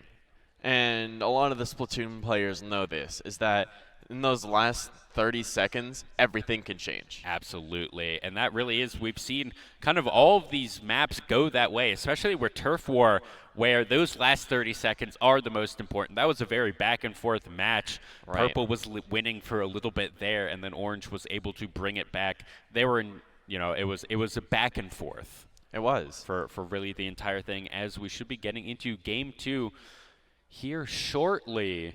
Looks like there may be a few technical difficulties that we need to resolve on the stage. As I see members of Sandia conferring with Ford, our fearless leader of production. The Splatling players in all these games have been really good, with both the Nautilus last game and the Hydra this game. Both really good positioning and a good balance of aggression and when to back out, when to go. Absolutely, but IMC writing checks for 2 players on each team. Everyone is readying up here, and it looks like we'll be going into game number 2 here. Sandia lead the series, but it's a best of 5. It's anyone's series. It really is. And it's anybody's series until that last. Yeah, until it isn't. That's what it's going to be here. Sandia trying to bring it to 2-0, get the clean sweep here. That's what they want to get. As we are going into Rainmaker. And the same comps coming out from the teams. But that is going to be a bow. Interesting. Sandia here is teal. La Cueva is going to be pink here, as really it's just going to be everyone sprinting towards the middle here, trying to get the first blood really onto the Rainmaker, as we see the arrows coming out, and that's going to be, really good Rainmaker, and that's going to be immediately La Cueva taken out right there, as Sandia here trying to fight back. That was a couple of seconds with the Rainmaker right there, and it's so far the only thing that has been taken. And unfortunately, it was moved backwards, which means that as soon as the teal picks it up, it's automatically going to get him points. Yeah, but it looks like it's going to reset a little bit here. Teal getting 10 more points right there. And this is a really incredibly close match, as the Rainmaker keeps being picked up for a second or 2 per team and immediately taken out. Strangely, the bow popped it himself. He wasn't with any of his team, and he needs that full force there. Yeah, it looks like this is actually turning into a lot of just individual 1v1s. But now here, Teal trying to get a good 3-man push coming in. And they are going to pick up this Rainmaker, trying to break through some of the shields. But it was dropped. They broke through Trek, which means that they can just go for the goal now. They don't have to go take a pause. And they jump off to try and reset the Rainmaker here. This is a good reset. Teal going to be in a good spot here with a good wipeout. And the Rainmaker, they're wanting to push this one forward for member Strong. Now down to 2 on each side, but the popping power on the Teal is crazy. That is a good crab, but it's going to be taken out right there. The Rainmaker was dropped. No one's going to be picking up right now. Teal gets it, but immediately knocked down. With the pink team, they get respawned and jumped to this position so much faster than the Teal here. Yeah, and absolutely. We're just seeing the Rainmaker being picked up, dropped off, and then picked up once again. Pink finally has it, but they're going to go off of the map here, getting a reset. It's quite interesting, because if you want to have those resets be like good, you need to have control of mid, which they aren't really having. No, they are not here, but Teal 16 to 98. Pink here trying to do something themselves, but now Teal has it. What are they going to be able to do with it? Trying to get it in, trying to finish this one out, and a wipeout. Pink now trying to do something. Maybe they're able to get it. They have the Rainmaker. They're trying to push forward. They want to kill off that shield. But Teal running really good disruption. That is a 4-member push right here, and 3 of them immediately taken out as Petsy has to run from the hills, try and save their life as the rest of their team does respawn. And they're jumping in, which is probably not the thing you want to do there because they're pushing up with such force that your jump just isn't safe. Absolutely. 90 seconds here in the game. Teal needs to push it a little bit farther. Teal, I believe, is Sandia. They're looking to bring this to a 2-1, or sorry, a 2-0 on the series. They're looking at they can actually just sit here, look pretty for the next 70 seconds. But this is just going to be a lot of scrappy fights. And they can really sit back just because they have to push it so far. Not only do they have to break check, but they have to push it past 14. That's a wipe out. Pink, the 1 member, trying to go for a hero play right there, but Teal having control. That is at least a 3-man push, a 4-member push for this team. They're just trying to hold on to it. I don't even think they're looking to push for the end. They just want to hold on it, stand and burn time. But they're going to be wiped out here. What can Lacueva do with it? They have the Rainmaker. They need to have an aggressive push right here. They have the 4 members up right now. Let's see what they're going to be able to do. They need to take it to the checkpoint, and that's going to be 1 taken out. Still 3 members strong here. Let's see what they're going to be able to do. 20 seconds remain. 64. This still can be a good push. Pink trying to get this one down. They broke through the checkpoint. They may be able to do something here. 10 seconds remain. Teal doesn't want to let this one go away. They have control. They should be able to get it here. And that one is going to be Sandia picking that one up. 2-0 up in this series. Really good game and really great try to last minute push that through.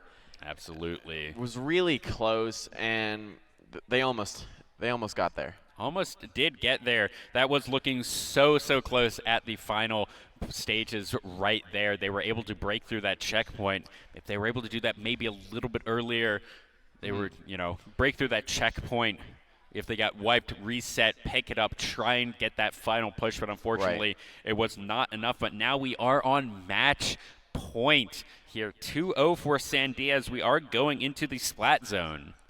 Yeah, it's an easy one in concept. Okay. There's a lot of things that you really have to keep track of, and it's a lot. It's a lot of pressure. But with these 2 games, they're going to just keep this momentum. They're going to try and push through it. And if they don't keep the momentum, then they've got Game 4 and Game 5. Absolutely. Here, the reverse sweep will have to come out for Lacueva if they want to keep their dreams alive of getting that first place in the state. Yeah. We've seen signs of life from them. We have.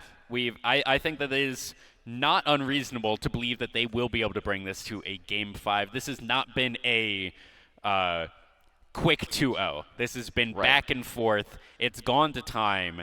This is not they picked up the Rainmaker, they wiped out everyone, they ran it down, or anything like that. It was a good defense from Lacueva. So we'll see if they're going to be able to adapt, change a little bit as we get into Game 3. I am seeing ready checks, so we should be getting into game number 3 here very soon. Yeah, it's going to be interesting, but my bet is on that too. Are you predicting the 3-0 or are you predicting the reverse? The 3-0. Okay. So we have one predicting the 3-0. I think Lacueva has at least this one, but they need to get at least this one if they want to keep their dreams alive here. Try to at least bring it to a 3-1 so they weren't swept, but this is going to be the splat zone. And we're going back to Inkblot Art Academy, the first map that was played here. Yeah, Sandia is green here. That is La Cueva on purple. Only one control point. Let's see who's going to be able to get it. We see Ink coming down, being able to try and get to this midpoint faster. It is very evenly contested across the board. Yeah, just both are 2.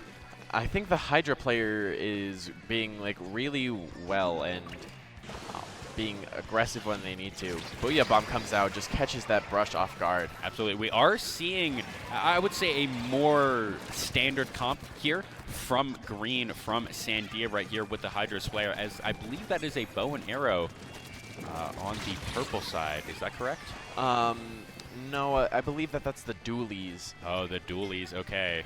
As we are seeing a Hydra player come out and a paintbrush.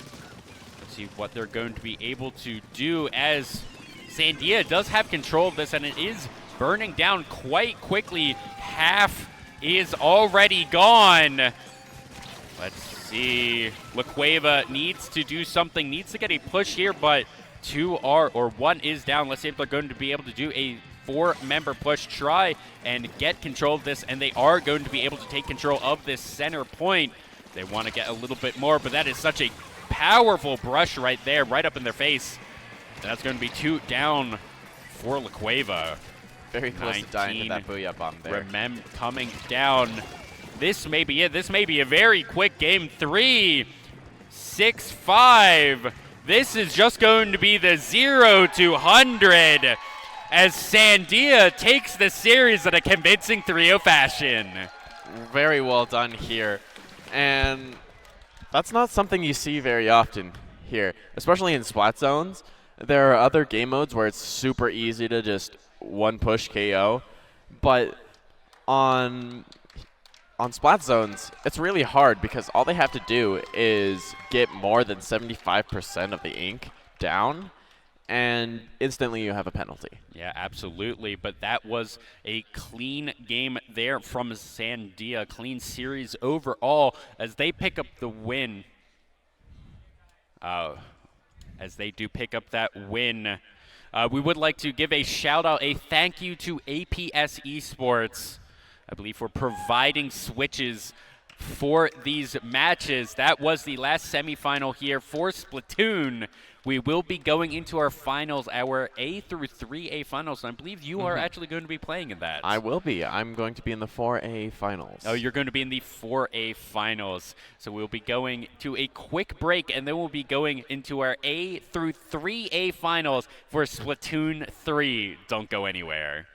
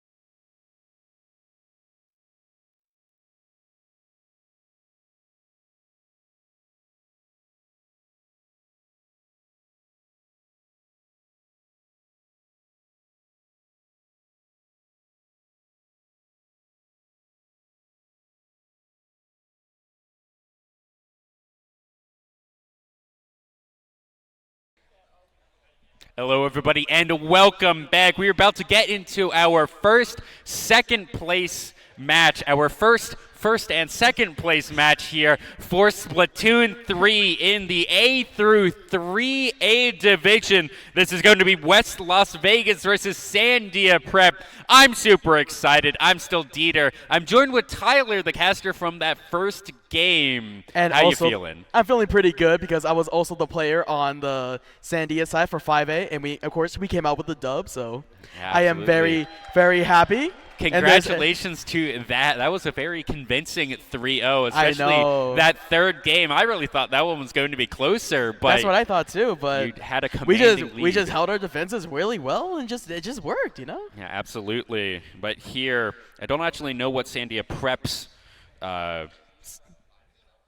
Sandia Prep will be the alpha team here.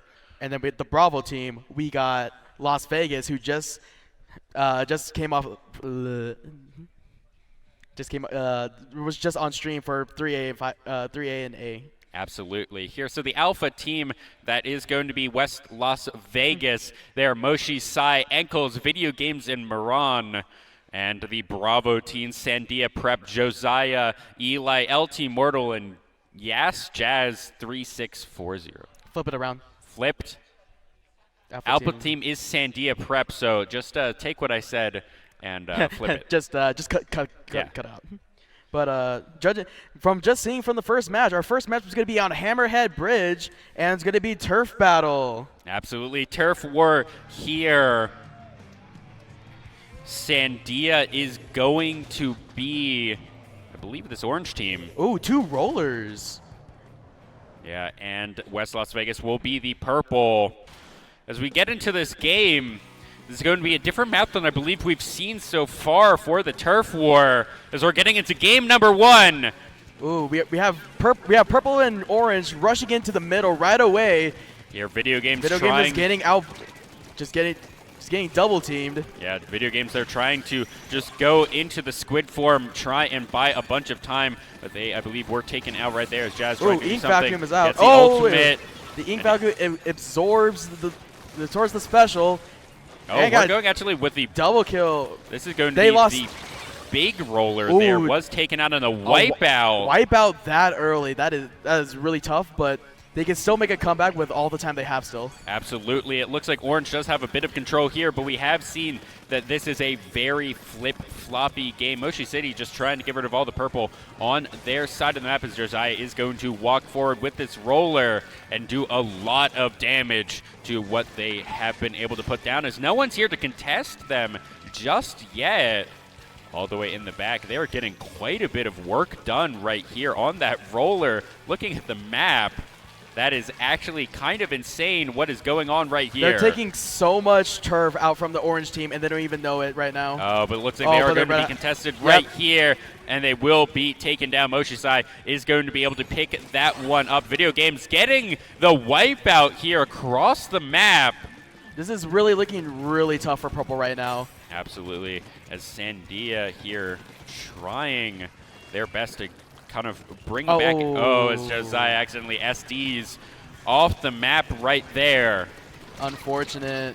Eli looking, and he's just going to be taken out right there by Moshi Sai. Orange team is just holding this down really well and having really good defense right now. Yeah, Josiah there with a really good 1v1 will be able to take out the other roller on the opposing team. Moshi Sai looking for something here, but this is going to be the 1 minute warning. And as everybody knows that the 1 minute is the most important part of the match because you might have the lead for the whole game, and then when 60 seconds is up, you can change the whole game. No, the hammer was trying to be useful right there, but it was immediately taken out. Everything that was gained there with a good roller here by Ankles. They're just going to be run over. Josiah here trying to do something, looking for the 1v1, will be taken out by Video Games. So they went into the ranged matchup as Video Game, trying to be in the face of everyone here, going into squid form in the 1v3. Takes out a second before they're being taken out themselves by Ankles. It will be able to get the return kill as they here are probably. That was a really good trade for Orange right there. Absolutely, as here we are going into the final 10 seconds. Here's Ankles just trying to play an offensive defense right here, making sure that they are able to just get this Dang. choke Oh point, my make sure purple God. cannot And the go in, and wipeout, that's yep. a wipeout at the very end. Oh my goodness. As Sandia prep there, I believe that is going to be their game, and it is. The good guys win. Man, that match was really. They played a really good defensive game. Like Absolutely. And that was, we saw a really good flank there by Josiah. Yeah, that was a really good flank, trying to cover up most of the turf that he already covered, but sadly he didn't get enough off it. Yeah, and we saw video games there on the just kind of that regular gun, winning so many 1v1s, and even like 1v2s we saw at the end, making just really good use of dipping into the squid form to dodge out, getting back into kid form, doing damage there, and getting really good wipeouts we saw at the beginning and at the end there for Sandia. So they are up 1-0 in this series. We will be going to Rainmaker here. Any predictions? To be honest, like usually turf war and like all these other modes, there's a really big difference. Like you could be good at turfing, but like when it comes to like Rainmaker and all that stuff, it could really like change the way of playstyle and everything. Yeah, absolutely. But judging how it's early to tell, not too sure, and those two different modes are very different from each other. Absolutely. Here, this is, as we go to Rainmaker, it's a much more objective-oriented map, and I think that may actually favor Sandia, as they were doing a very good job of control of that mid. Yes. So I think they did a really good job, and they all stuck together really well. So if I'm gonna make any predictions, I would say Sandia would do a really good job just staying all together. Absolutely. And here, what I'm actually expecting is if this Rainmaker or the Splat Zone goes over to the side of West Las Vegas, I actually think that Sandia, they're going to be really dangerous at the tower control specifically. Tower control, and then I think they'll be also really good at splat zones too. Which is likely. very, very dangerous here, right there for them. We're going to have to see something come out from West Las Vegas, but it was only one game. We're drawing a lot of conclusions from there. It could have been a fluke. Yeah, we don't true. know. They could have just got a really good start right there. Yeah, absolutely. Not too sure, but. And the map we're choosing is Hagglefish Mart, which is honestly it's a good map, a lot of flanking opportunity and everything, but. Here we are loading into game number 2, West Las Vegas versus Sandia Prep. Sandia here going to be this teal color versus pink of West Las Vegas. Here we're most likely just going to see both teams sprint towards the center, try and get this Rainmaker very early. It looks like Pink is going to be able to get the Rainmaker right away. Almost a full wipe right there as the Rainmaker being picked up. And they're pushing right away. West Las Vegas. They're going to be picked up, and that's a wipeout. Wipeout, but they didn't get the checkpoint right away. Oh, they're trying right here. That's the Rainmaker going over to Sandia. They missed. Prep. Wait, why are they pushing? They missed the checkpoint. They didn't get the checkpoint. Unfortunate there. Oh, no. Already here, West and Las the wipeout. Vegas took game 1 personally. They're trying to get this done. But they're doing it a little bit too fast. They forgot to go onto the checkpoint right there. That may spell disaster, but still a good lead very early on. Still a lot of game left to play. 4 minutes still remain, and that's maybe going to be a wipeout. Almost. The 4th member but there that's has to back way up. And there's the 4th. And yep. Do something. Rainmaker is being controlled here. Will he get by the checkpoint? Sandia, and the checkpoint is trying gotten. to get the checkpoint, and they have the lead, 62-64. Enkel's going to pick up the Rainmakers. Josiah here trying to do something about it. They're going to be taken out. 60-64. Still anyone's game. On another wipe. But that's going to be a good wipeout. Right and he caught him mid-jump. Right at the edge. Oh my One goodness, remain. No way. West Las Vegas, let's see what they're going to be able to do. That's a wipeout, and that's going to be the game. Sandia Prep bring it 2-0. Oh my that goodness. Looked really really close there. Yeah. For a little bit, West Las Vegas was doing so well. They had their Rainmaker. They had a good push. They had a good push, everything. They just forgot the checkpoint. They didn't put the Rainmaker on the checkpoint. Unfortunate. But there, Sandia Prep now to match point. They're sitting pretty here in the match as we are going to go to the Splat Zone. We'll see if West Las Vegas are going to be able to do something here. What's your prediction? On my prediction, I'm not gonna lie. They did really good in Turf Battle. They did amazing in Rainmakers. I hate to say it, but I think they're gonna also do really good in Splat Zones. Just with all their defense they have and really switching to offense when needed and everything. So I honestly think Sandia is gonna do really well. But again, anything can happen. We saw signs of life from West Las Vegas, and what I think they need to do is take a breath. They had the Rainmaker. They forgot about a key point in the battle, and what they need to do is they just need to take a breath, reset. I think they got a little bit too hypey there. Like, yeah, we're ahead. We're going to push our advantage. And they forgot to do the checkpoint. And they just forgot to do the checkpoint. Yeah, it's always a good idea to like just take a breath, think about what's going on, and just try to play like how you like to play, and don't try to rush everything. Absolutely. And I think here also, if you're West Las Vegas, what you want to do is you basically want to forget about the series. Yes. You want to take this now one game at a time, because you do need to do the reverse sweep if you want to get first place here. Exactly. So they need to just calm down and just relax for a little bit and be able to, recuperate. You just want to play the game. You want to forget the series, forget the stage. Just play how you want to play it. And it. just have fun, And have fun here. It looks like we are going to be loading into this third game right here as we are going to go onto the Splat Zone. And the stage that they chose was Wahoo World. Mamma mia. Is it Wahoo? Like, yeah, Wahoo, like Mario. Wahoo? Okay. Huh. At least I think it is. I don't know. Maybe. I would imagine it's a Nintendo IP. Yeah. Here we are going to go onto the Splat Zone. We've only seen this map once before. It was in the Clam Blitz. Here, as it is going to be green for Sandia Prep, purple versus for Las Vegas. Let's see what purple is going to be able to do here. They want to have a decisive battle right here. And this is actually going to be 3 arrows from them. And a wipeout right off the bat. That's going to hurt a lot right there. Here, the lead has been taken by Sandia. 84. They're looking to just have a commanding lead here. Slosher actually here from Sandia, I think is what that is. The Slosher is another variant. It's called the Blobber. Oh, that's okay. But it's basically the same thing. It comes from a bucket.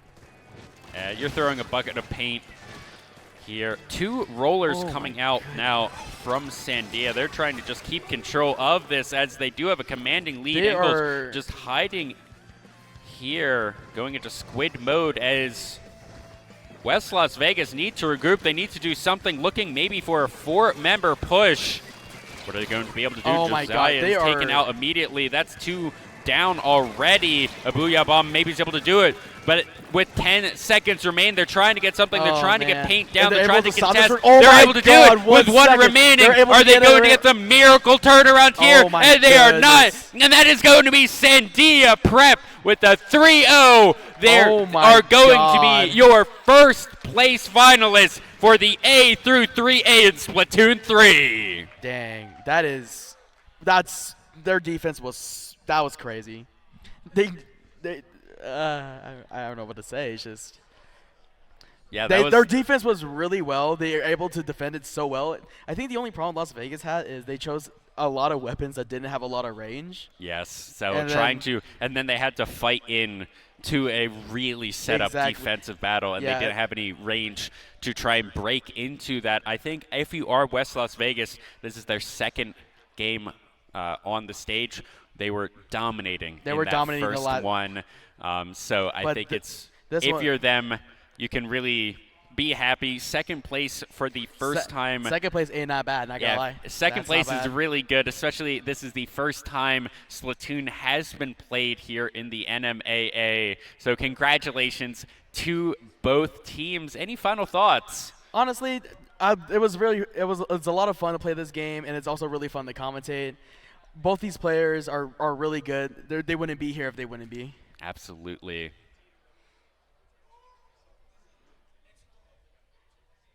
All right. If anyone has lost a cell phone, we have found one. Victor has it. I don't know where he is. But if you are missing a cell phone, we will be able to get that to you if you are going to be able to tell us a couple of things about it.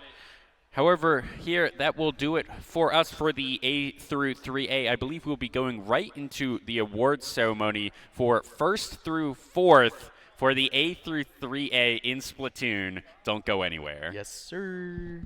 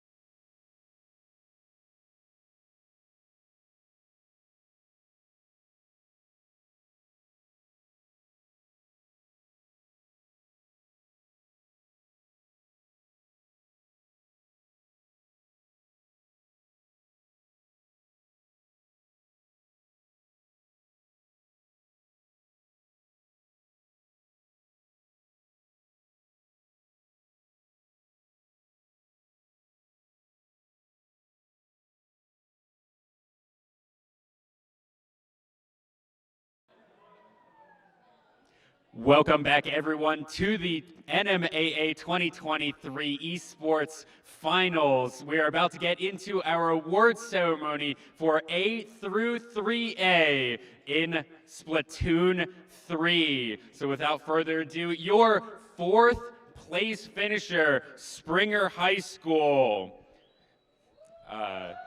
Emma Allison. Yeah.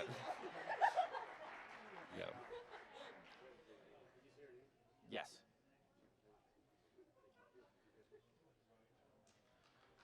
Zoe Diaz.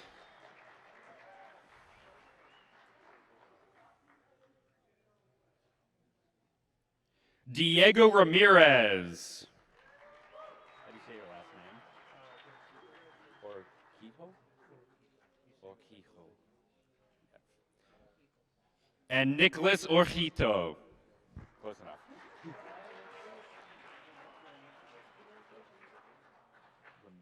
Romero? Last name? Okay. Romero. Yeah. With assistant coach Anthony Romero.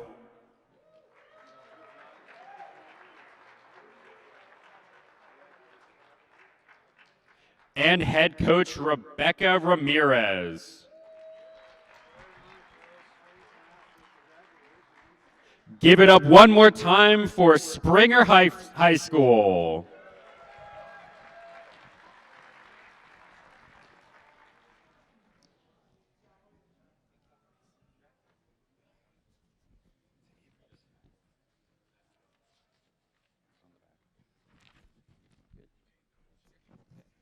Your third place finisher, Raton High.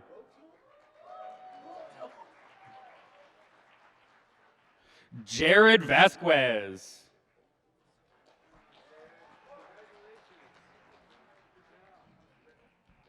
John Withers.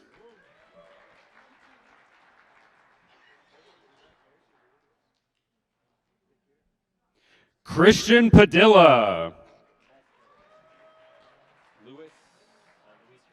Luis Herrera. Luis Herrera.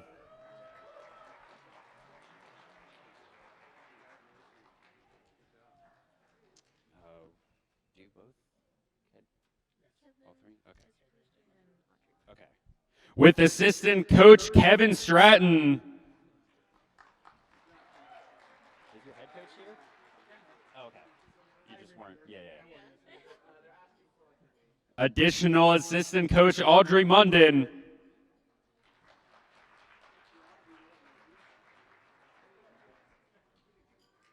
And head coach Billy Pierre.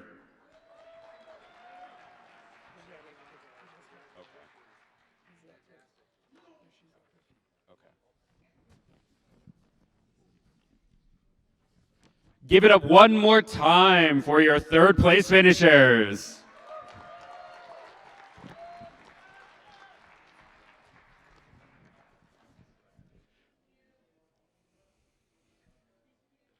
And your runner-ups to the state final, West Las Vegas High School. Is everyone here? Like all of your, okay. Josiah Griego.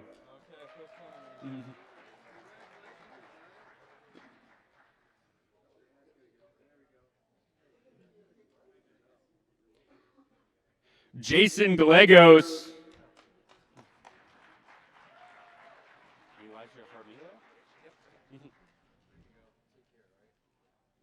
Elijah Harmilo.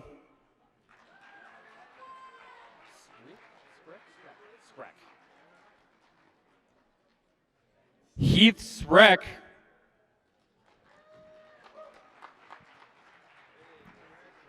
Okay. Are the rest of them here or just Vincent?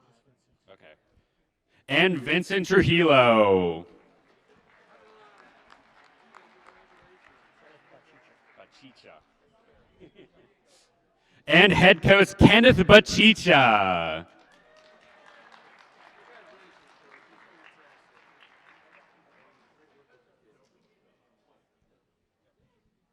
Give it up one more time for your runners-up in the A through 3A state championships, West Las Vegas High School.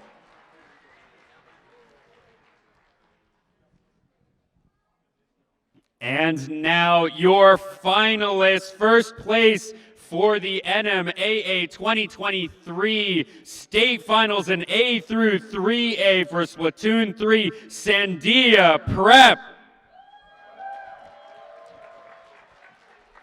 Sterling Cook.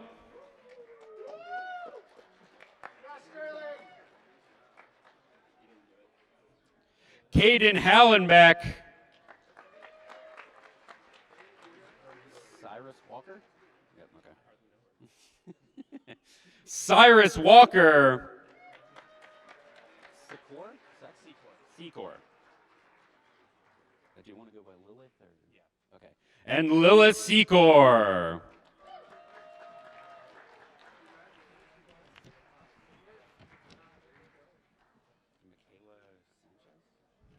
With assistant coach Michaela Sanchez.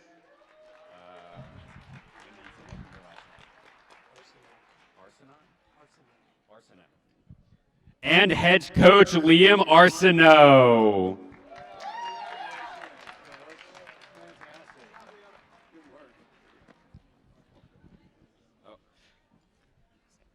So I have a couple of questions for you, Coach. First off, congratulations on taking home the state champions. Thank you. So how do you feel after that win? Honestly, I'm speechless. I am so proud of this team and the work that they've done that words really can't describe past that how proud I am of them. Do you have a favorite moment so far from the season? Honestly, my favorite moment of the season was the first day coming in, seeing all the bright, shiny faces, and knowing that win or lose, we were going to have a good season because they were going to have fun. And how has your experience been as a coach for this team? It's been a fantastic experience. I've really heavily relied on some of the knowledge of the players because the players' knowledge exceeds mine tremendously, and being able to rely on the leaders of that team to bring themselves to victory. That honestly, I have to give all ownership to this win to them. I can't take much credit. Awesome. So how do you guys plan on celebrating? Chuck E. Cheese, maybe? Awesome. Congratulations once again, and thank you for the interview. Thank you.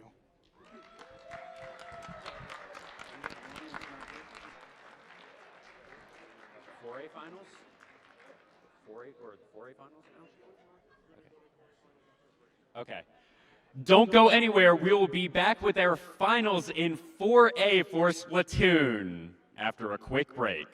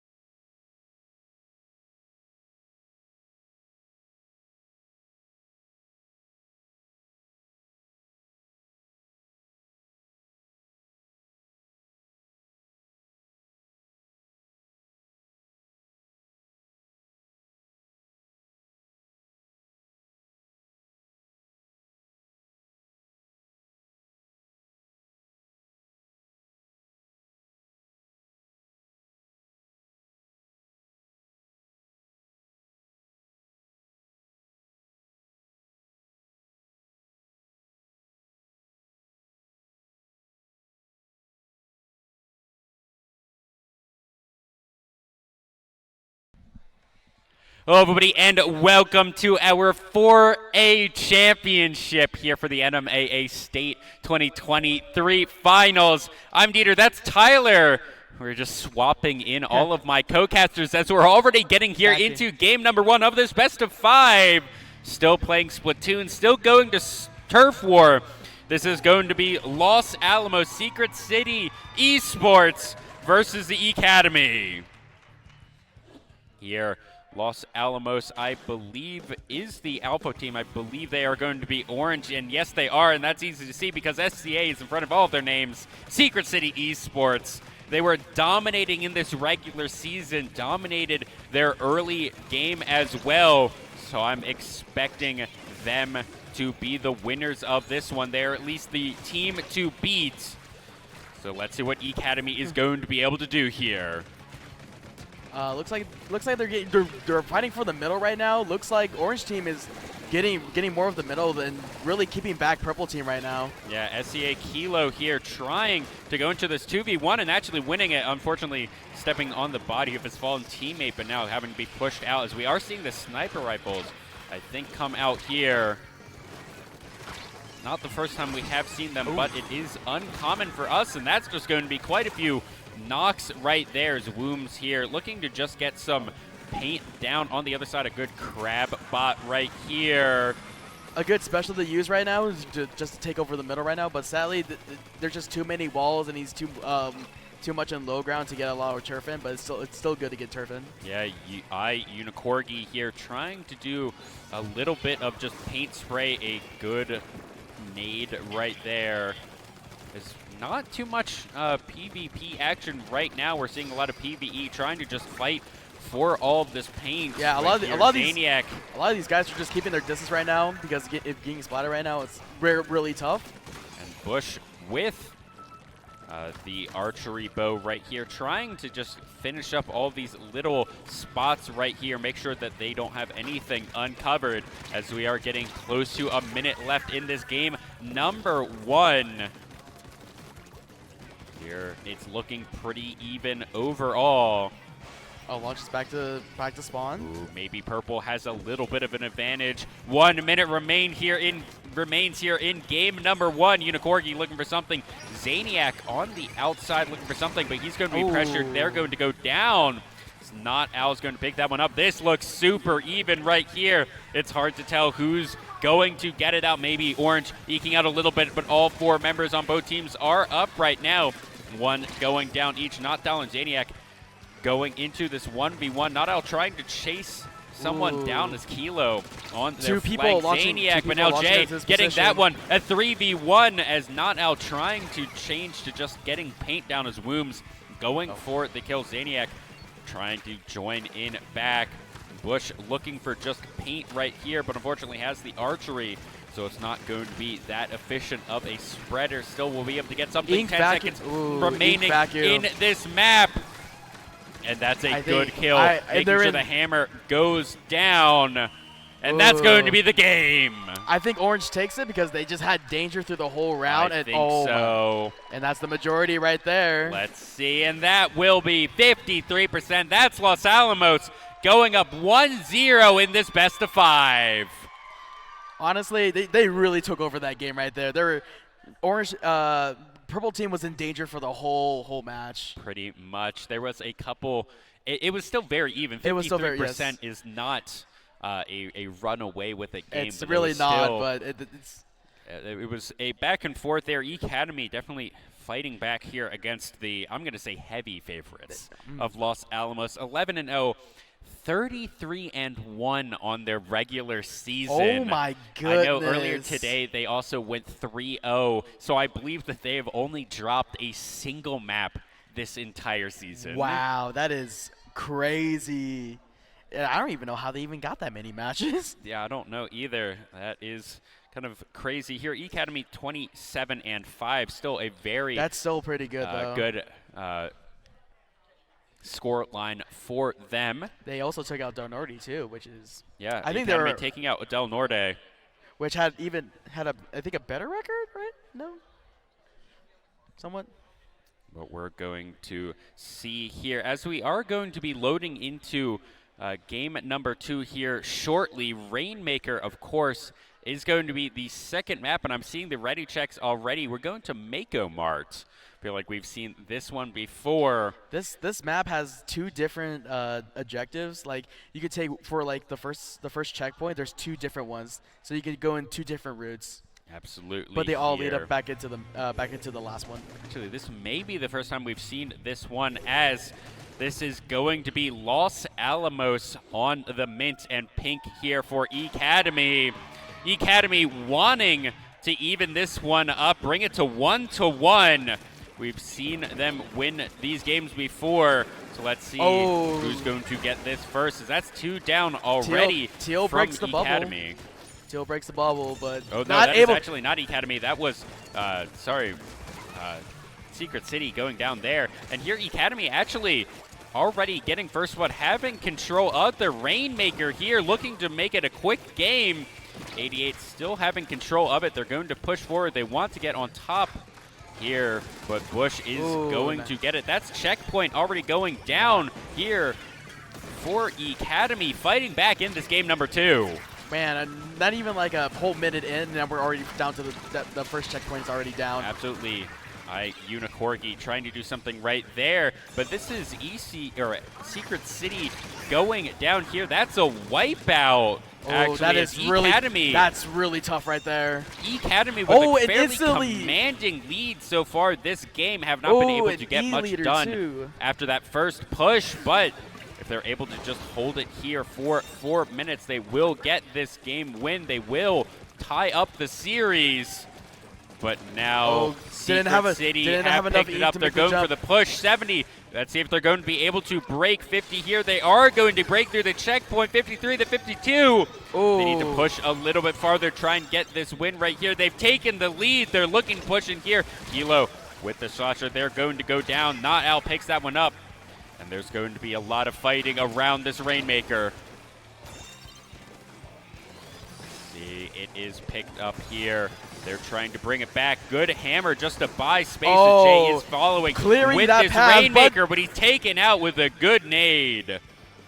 That good sniper, man. Yeah, that is so good there. Wooms and Bush here up on top, buying a lot of space for their team. They both have the high ground advantage, which is really good, especially with their weapons. But they are going to be dislodged here. Not Al trying to put Owl something trying to down, push up. but he does have the Rainmaker. I believe they did take him out. Bush, an absolute terror here on that bow and arrow, but they're going to be taking out 2J and Unicorgi going to go and 2-man them. Rotations have been good. Pink team's got to make a push right here. But yeah, Academy need to pick up the Rainmaker. They need to push it a little bit farther back. Oh, they're going to, and the Rainmaker's reset it too. That's a reset and a wipeout, I think, right there for Academy. Los Alamos, what are they going to be able to do right here? Looking to pick this one up. Going to get a burst. Oh, and one player from the pink team died to the burst, and and the triple with the Rainmaker, but that's going to be 2 down on the side of Academy, 2 down on the side of Los Alamos. Everyone jumping back in. Oh, and the fall off with the Rainmaker, but he still got the kill. Over here, a very even back and forth game overall. 1:35 remaining. We want to see Academy take control of it, get another push here, try and contest this 39. He's just, was not out, is taken out, but while that was happening, the Rainmaker has been taken by Academy. They're trying to go for a push. 78 seconds here, but the Rainmaker may be in a good spot. SCA picks it up. This is going to be 4 members strong, trying to protect the Rainmaker, trying to push forward. That's going to be 3 down for Academy. Oh, nice snipe coming from the sniper right there. That's a wipeout. They're going to Secret City have control. Minute remaining. Oh, they're going to try to hold it for the rest of the time right now. Yeah, Womb's just looking to hold this, not push forward. They have the lead, but it is still fairly centered. Academy have enough time for one more push, I think. If they're able to kill that Rainmaker and take it right away, they'll be able to take this back. Absolutely. Here at Los Alamos, deciding to play this super it's getting defensively, pushed right but now. that's going to It's be a getting push pushed right in. now. Woom staying the double alive, kill. a huge two-man. Oh Just my goodness. get out right there. But now, maybe one more push. Maybe Woom one. staying alive for so much time. Here, absolutely a menace on that Rainmaker. 10 seconds remain. Oh my goodness. Oh my Woom's goodness. trying to keep control of this. The Academy, one more push, but that's going to be Los Alamos taking game number 2 in time. Game 2 is done. Man, he's crazy on that Rainmaker. He got so many kills off Yeah, absolutely. I thought that it was going to be a bit of almost like, because it was really risky to decide to play defense that hard. Honestly, like that close to your spawn too, Yes. because during the last couple of seconds, they were making a push and they were getting that push. If he didn't get that double kill right there, that would have been very bad. And could have really flipped. Because that really stopped that push from Academy. But here, Los Alamos already on match point here, 2 up in the series. Let's see what Academy is going to be able to do here in game number 3 to try and bring this series back under their control. But let's go back to that game number 2. They were up. Yeah. So they could play defense, but they weren't up by that much. Because in fairness, during the whole game, they were pretty back and forth the whole time. It was extremely back and forth. It's just towards the end they were able to get farther, and they just played the good defense game. Absolutely, and I think without that double kill from Wooms, that may have actually been a pickup from Academy, but he was just so good on that Rainmaker. Yeah, because they all jumped to the other side, and he was kind of by himself just. Absolutely. The push dissuaded there as we are loading into game number 3. This is match point for Los Alamos as we're going to the Splat Zone here. Secret City on green, Academy on purple. So we load into the game. Only one control zone here. We've seen very quick game 3s, but I want to see the full 5 minutes. I want to see the full 5 sets. Absolutely. Here, backs against the wall. Academy want to put a... Honestly. Oh, they have control. They want to just keep it the whole time. Good. See if they're going to be able to do this. 90 to 100, but that control is going to go over to Secret City. 2 are down here from Academy. 3 now as Not Al just trying to back off, and that's going to be the lead heading over into the hands of Los Alamos. Here, Wooms on the sniper rifle, doing a very good job and taking out Not Al 2. See what they're going to be able to do as this is fully in control of Secret City right here. 50 to 89, and you can just going quickly out and seeing the whole map. There is so much green everywhere. Purple just not really able to get a foothold here. Not out trying to do that, but they only have so much time to go. They're trying to contest here. Not out going forward, trying to do something for his team, but it was into a 1v4. Man, they're keeping this game really defensive right now. They're not letting them. Absolutely, but here, Secret City looking to get it. And that's the 3-0, and they get it. An almost perfect season for them as Los Alamos pick up the 3 games, pick up the series, and they are your 4A Splatoon champions. Congratulations. Man, that game was so... And that was a really good defense game right there. That absolutely was. And we see just the power of that Los Alamos crew.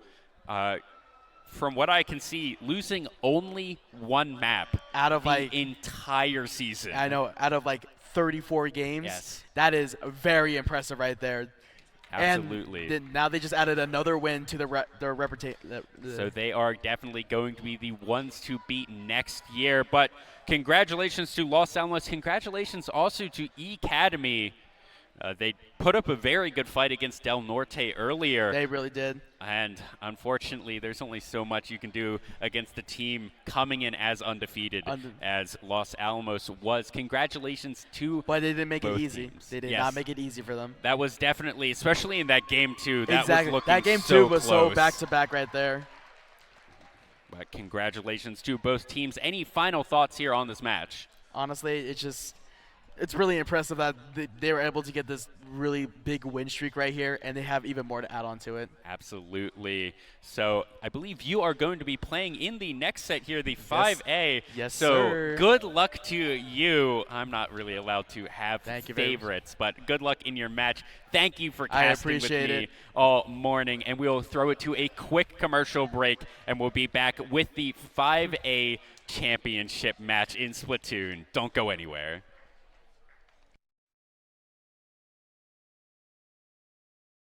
Riverside Technologies, your local trusted IT expert.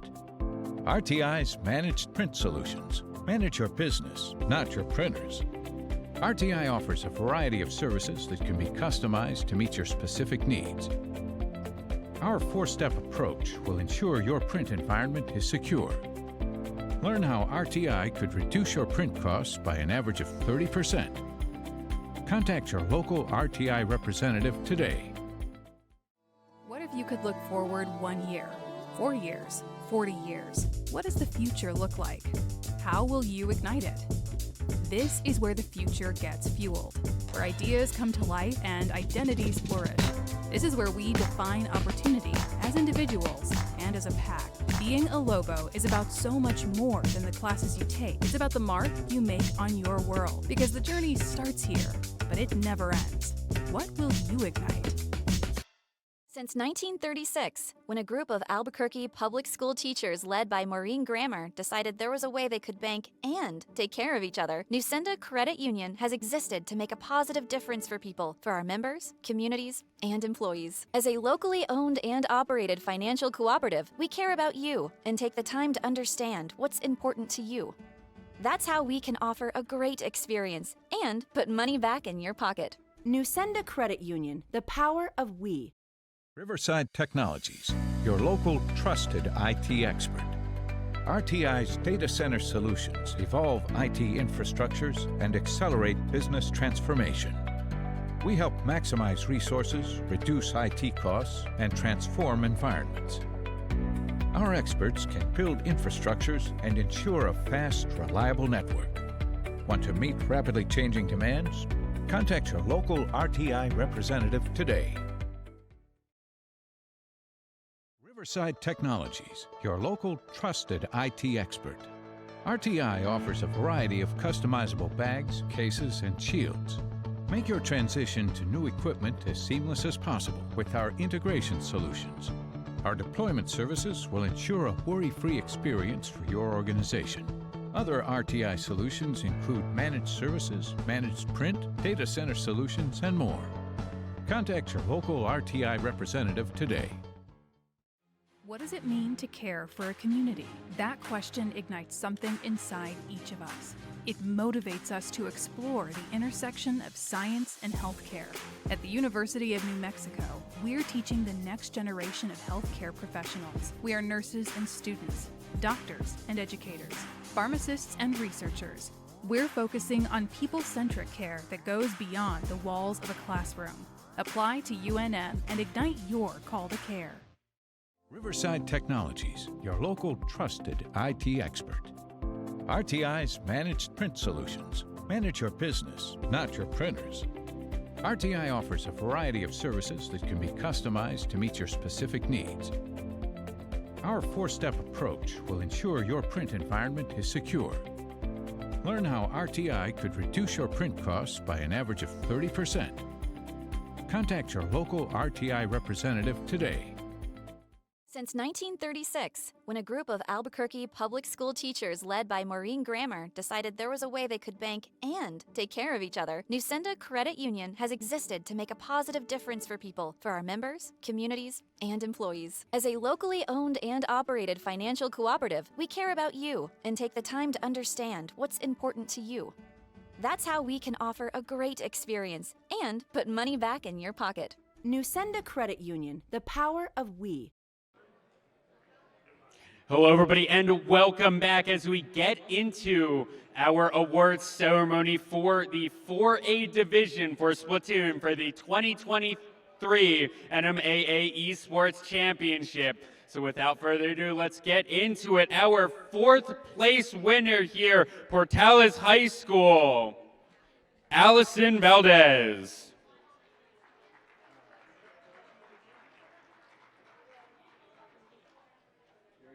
Manuel Garcia. Pete Torres Corrales? Pete Torres Corrales, okay. Pete Torres Corrales. Emily Berry?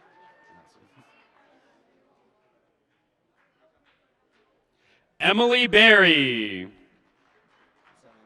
Is the sub here? Or yeah, he's down to work. okay. And so just JD Mead? Yep. Okay. And head coach JD Mead.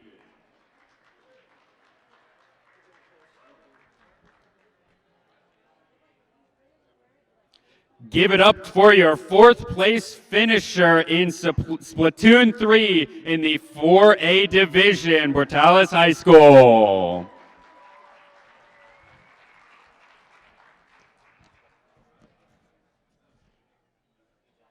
Your 3rd place finisher in 4A for Splatoon, Del Norte High School. Jaden Sutton.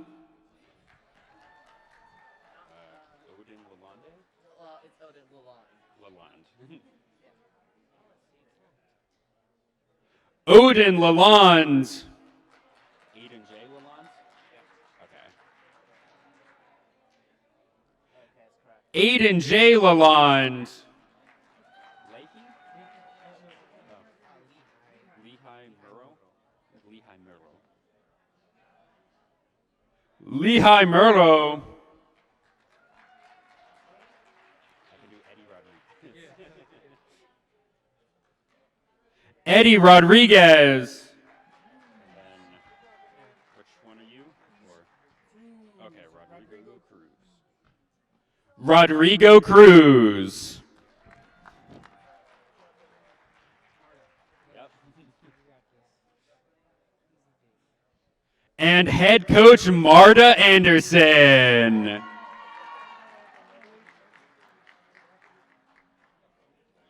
Give it up one more time for Del Norte High School.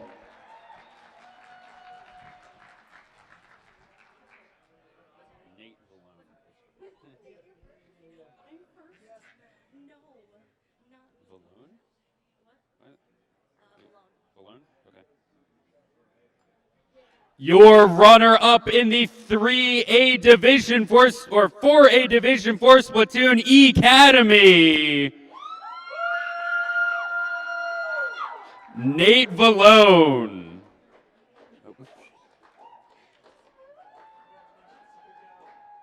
Xavier Cardona? Yep.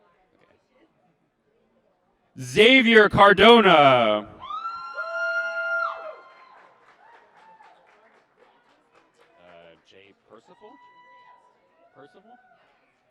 Jay Percival.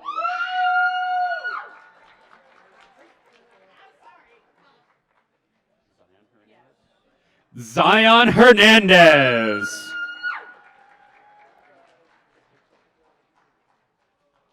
With assistant coach Mia Worley.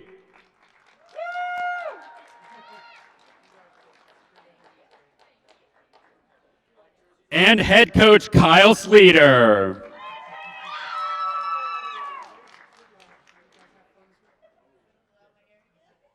Give it up one more time for your runner-ups in Splatoon 3 for the 4A Division Academy.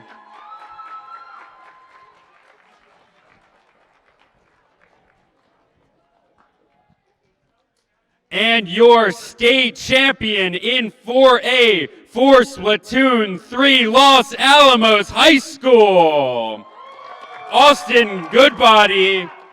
Austin. Oh. Oh, that's assistant coaches. Where's your, oh. Sorry, that was assistant coach player Caden Colson. Reading's hard. Miles Iverson.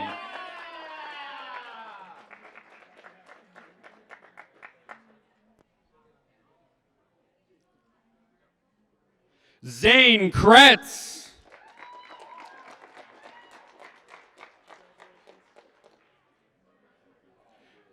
Ben Stringfellow.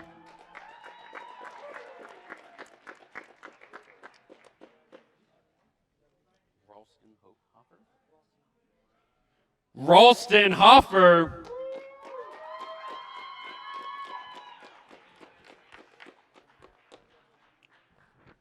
And Luke Patterson.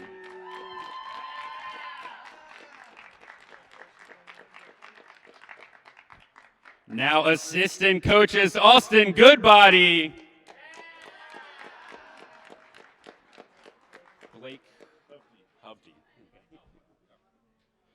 Blake Hovde.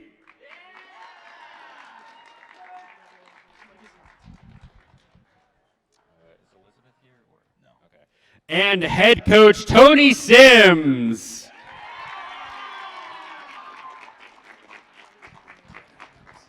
Give it up one more time for your finalists in 4A for Splatoon 3, Los Alamos High School.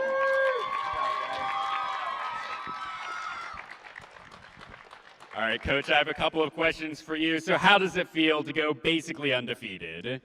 You know, it feels great, honestly, and it's just a testament to how hard this team has worked all season long. Practices every week, scrimmaging other teams. The hard work pays off. So congrats to you guys, man. You guys did great. Do you have any tips for any other coaches? I would say, you know, things we did this year, a lot of film review, a lot of just strategizing, and we have an elite captain on our team. So, you know, if you have players with that knowledge base, utilize it as much as you can. Awesome. How do you guys plan on celebrating? Yeah, we got Smash Bros later today, so we're gonna be here till the very end. But yeah, I think on the way home we're just gonna be hooting and hollering and just be happy to be here. So. Well, thank you for the interview and congratulations one more time. Thank you.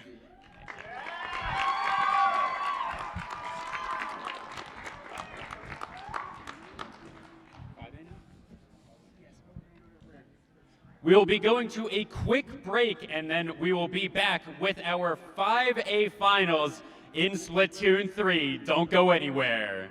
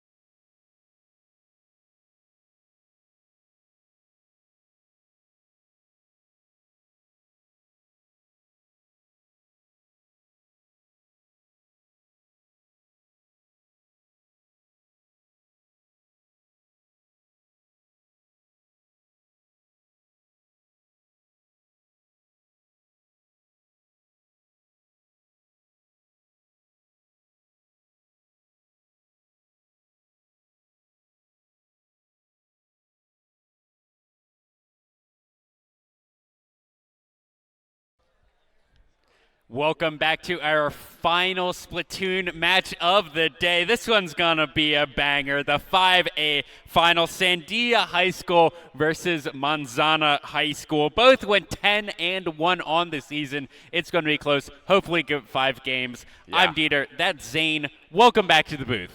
Yeah, it's good to be back. Yeah, congratulations on your win. Manzano is how I'm being told is how that high school is pronounced. Manzano. Oh, yeah, that's an A. That's not an O. Yeah, Manzano. Reading is a good skill to have. The problem, I live on Montano, so it's like, oh yeah, close enough. Yeah, that's Manzano. Yes, okay. MHS. We'll go with that. Anyways, should be a good match here. Sandia beat La Cueva to get here. MHS beat Hobbs. So it'll be a good game. This is 5A, so these are the biggest high schools in the state. Yeah. It's really going to be a good battle between these two. We've seen them go through today, and it's going to all end up here. And who wins this? Absolutely. As we are loading into game number 1 here, Turf War. I don't know which team is going to be which. I believe Ice Storm is on Sandia, so that will be teal mint for Sandia. And then MHS is going to be orange. Here's we actually see a fairly defensive start from both teams. Painting up the home base here, and that's really good for them. That means they don't have to come back until later, and they can just get out there. Absolutely, as we are going to see a lot of action here in the middle part of the map, but also no one's really looking for the full-on 1v1s quite yet. They want to get all of their paint out, get everything around the edges, and then I have a feeling a minute from now, 45 seconds from now, we're really going to start seeing these 1v1s here in the mid-game. Yeah, it's really interesting to see the ebb and flow of the game. There's sometimes where you push up, sometimes you come back. On this stage, it's particularly hard to come back. You have to just come and jump back. And it's a large map, so there's a lot of paint that can be gathered here. Yeah, absolutely. This is one of the biggest maps in the game, is it not? I believe so. All right, as we kind of already see that just in a game feel, as there are still a couple of things that have not been painted quite yet, but we are getting near 100% coverage as the Sandia High School already out to what looks like a pretty decent lead, with a lot more of the map looking to be mint. Let's see what MHS is going to be able to do about it. They're playing really well, and there hasn't been much. Crab bot up on top.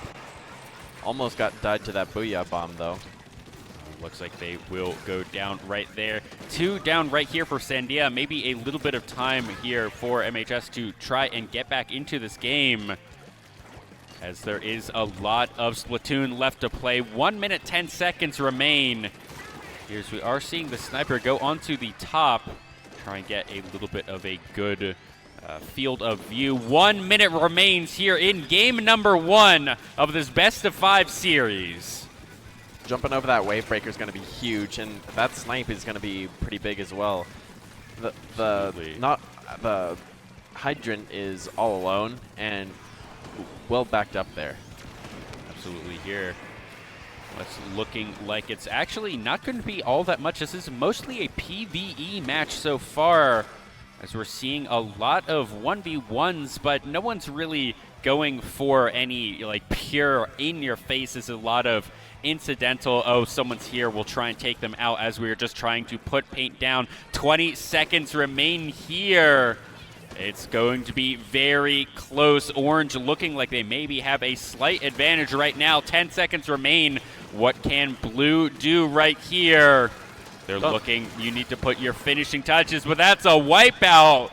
That's really big here, as that is going to be game number 1 ending. Well, you can't do much when that happens. Absolutely here. Ooh, this is going to be close. Orange takes that. Orange takes it. That is MHS picking that one up, going up 1-0 in this series. And that's actually a little bit surprising. Sandia looked like they were kind of in a lead for quite a while that game. Yeah. I think what that came down to was the E-leader, because the E-leader can't really paint well. While it can get those snipes, it can't really do that painting, which is really what you need for this turf war. Absolutely. So maybe a difference in loadouts, a difference in weapons there. So we'll have to see what the teams want to do, how they adapt as we go into game number 2, which is going to be the Rainmaker, I believe. Yes, Rainmaker. And also maps do have something to say about it. With Museum, there are a lot of spaces where there can be paint and you never go again. You just paint it and then leave it alone, which means that you got to get to those first, and you got to remember those when you're going for all the paint. Absolutely. Here, looks like we are going to have a bit of a coaches conference there for everyone. Sandia here looking like they're actually just ready to go right into game number 2. But I see people readying up here. So we are about to load into game number 2. I believe ready's on both sides. It's going to be really interesting to see if Manzano can do it, if they can get this W here. Absolutely. I think it's going to be a very even match overall. I want the full 5 games. And I always love you know, reverse sweeps are fun. Yeah. Those are always extremely hyped to cast, but also just a back-and-forth slugfest is always also really fun, where one team wins one team just trades it back. So I'm hoping we get that, because those are always super hype as opposed to backs against the wall. What are they able to do? Right. So hopefully we get that. I'm hoping we get the series evened up right here. Sandia down 1-0, but definitely winnable for them. How many Games 5s have you seen? We've only seen 1 Game 5. I believe 1 Game 4, and everything else has been sweeps. But here we are loading into map number 2, Rainmaker. So we are in the grocery store. That is going to be Sandia High on the pink side. Green will be Manzano. Megomart has been a well-picked choice here. It's been picked for a lot of the different Rainmaker games here. Absolutely. It seems to be a favorite among all teams, as we're already seeing a lot more PvP action than we were in game number 1. Oh, and this is actually going to be Sandia on pink, just immediately having the Rainmaker looking to just get to the checkpoint, and they get it right here very early, 30 seconds in. They are stopped on top of it. Do you think this could be an early KO for them? This might be, but that is also a big stop here from MHS, looking to do something here. Of course, still 4 minutes to go. It's in a pretty treacherous spot, but it is picked up again by Sandia. They're looking to just push it in, but 37 this early on. If they're able to get another push, that's good. Or just full-on defense can also be the option here from Sandia. Right. And they pushed it farther than the checkpoint, so that means if Manzano only gets the 1 checkpoint, then Sandia will still win. Absolutely. The Rainmaker has reset. That could be good for either team. I feel like that does favor Manzano a little bit right here. They'll be able to push out at least a little bit easier, but this is just such good defense here from both teams. And they take it and just run a little back. They want to play on their own terms. Absolutely, and that looks like we're just going with the strategy of full-on defense. That's going to be Sandia losing the Rainmaker. And it's in a little bit of a precarious spot here. It's just beyond that wall, so if you paint right to the right there, you could have it really good. They're going checkpoint. Squid. Ooh, are they going to be taken out? They're looking for 3-member advance here, maybe a 4-member advance. Are they going to be able to pick it up? And that is MHS with the Rainmaker trying to have a fighting retreat with it. Can they get it? Right now, they're just trying to dodge all the fire. There are so many specials that came out. And that was a good special to take out the Rainmaker right there. 92, they did get a bit of a attack right there, but 2.5 minutes, still anyone's game. The Rainmaker it looks like it is being pushed here by Sandia, and he's stopped in their tracks here by Manzano. The good custom junior play here, you're getting really close, and you can't really win against that ink brush, but they almost had it. Absolutely. And this, we are seeing just a lot of back and forth, a lot of just trying to get these slight advantages, trying to four-man pushes into something, but there's just been so many pickoffs here where this four-member advance is going down to 2, down to 3, and it's being called off. But now, as 2 minutes remain, we might start seeing some more, I don't want to say desperation plays, but more aggressive plays out of both teams wanting to just take this one for themselves, not bring it to time. And I think that, wipeout. A wipeout. It's not good for them. That may be big here. Sandia does have control of the Rainmaker. They are trying to run with it, doing a lot, but that's going to be the Rainmaker on the front line. They're going to go down as Prendes is going to take that one out, and then that push is stopped right in its tracks. Yeah, the green just took it there, and they're going to really have to push in this last minute to try and get past 37. They still have to break the checkpoint, and they have to get past there.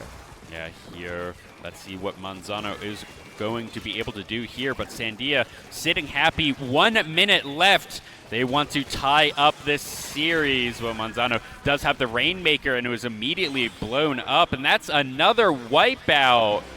It looks like Sandia are just going to try and go forward with this. It is a 4-member push. They're just running straight forward, and that's a wipeout for the other side. What can Manzano do with this that they bought? There's a lot of green here. They're trying to pick up the Rainmaker. They want to push forward aggressively. They have 30 seconds to work with. This could be huge.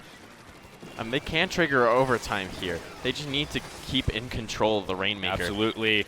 And this is such a good push for members here. Oh, 3 down from Sandia, but that was Mask taking out the holder of the Rainmaker before being taken out themselves. What are Manzano going to be able to do? They have the Rainmaker. They're going to try and get something here. They get the checkpoint. They need to be able to push this one just a little bit farther. It is overtime, 52-12. Are they going to be able to get it with the buzzer beater right here?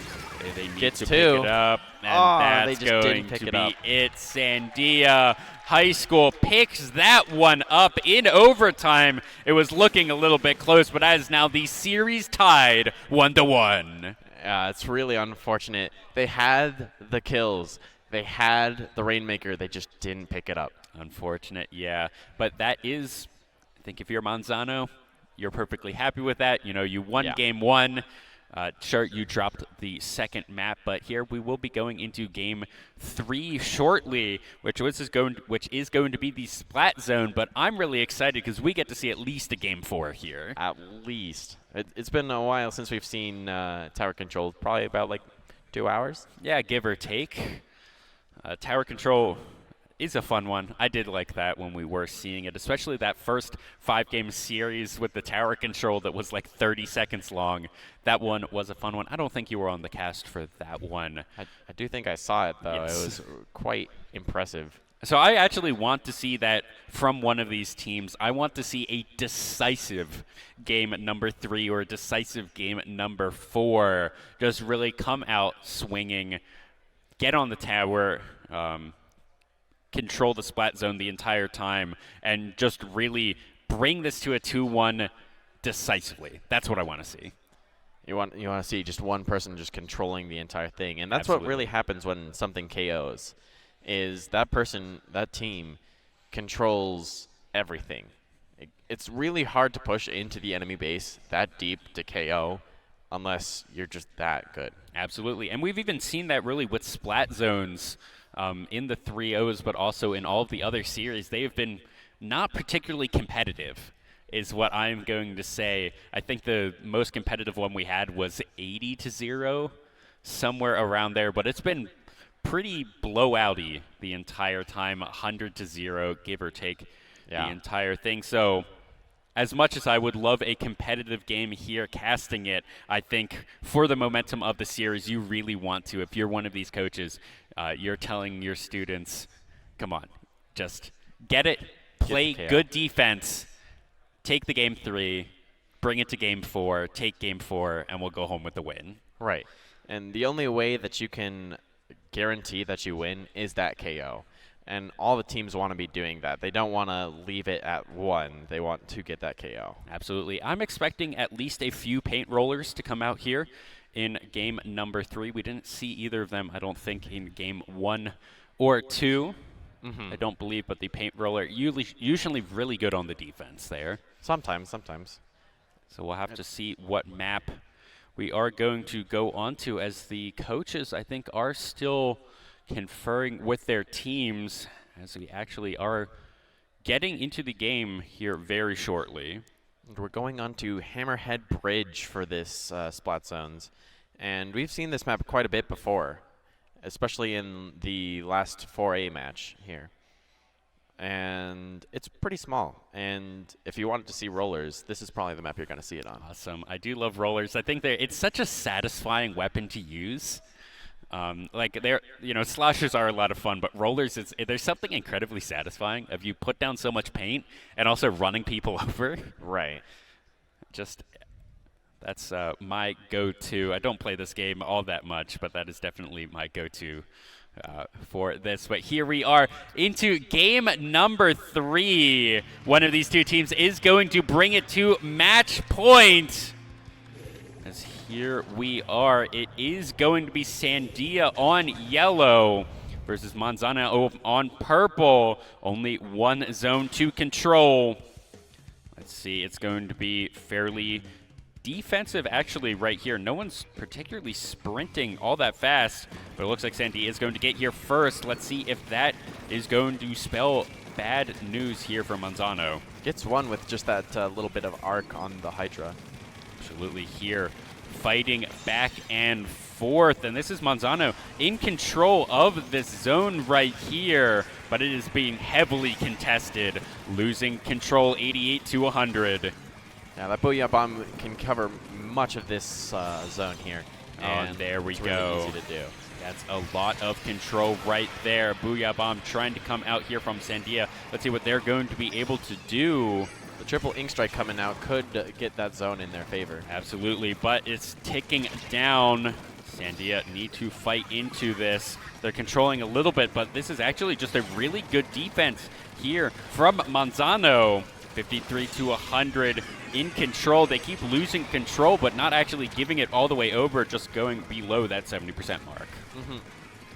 They keep using specials and just not getting zone, which is really unfortunate for them, especially since there were 2 that were just used, and they need to be focusing on zone a little bit more, but everyone else is just backing out of their specials. And here's Sandia looking for a play here. 15 to 100. Sandia trying to do something. You see this, the meter go back and forth, but now it's all purple. 10 down, but that's a wipeout. That should be the game here as Manzano brings it to match point 2-0 in their favor.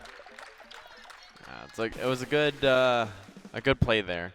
Absolutely, and as I was saying, I wanted decisive, and that was incredibly back and forth, but Sandia was just never really able to get a full foothold on the control point right there, and it was 100-0 at the end. It was. You need to get more than, I believe, 75% of the zone, and then you get control of it.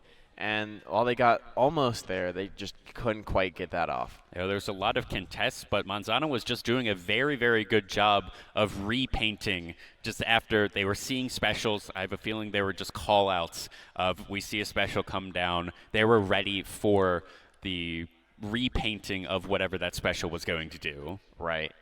And that is something you can do. Most of the specials that were being used, you can paint through to keep that zone yours.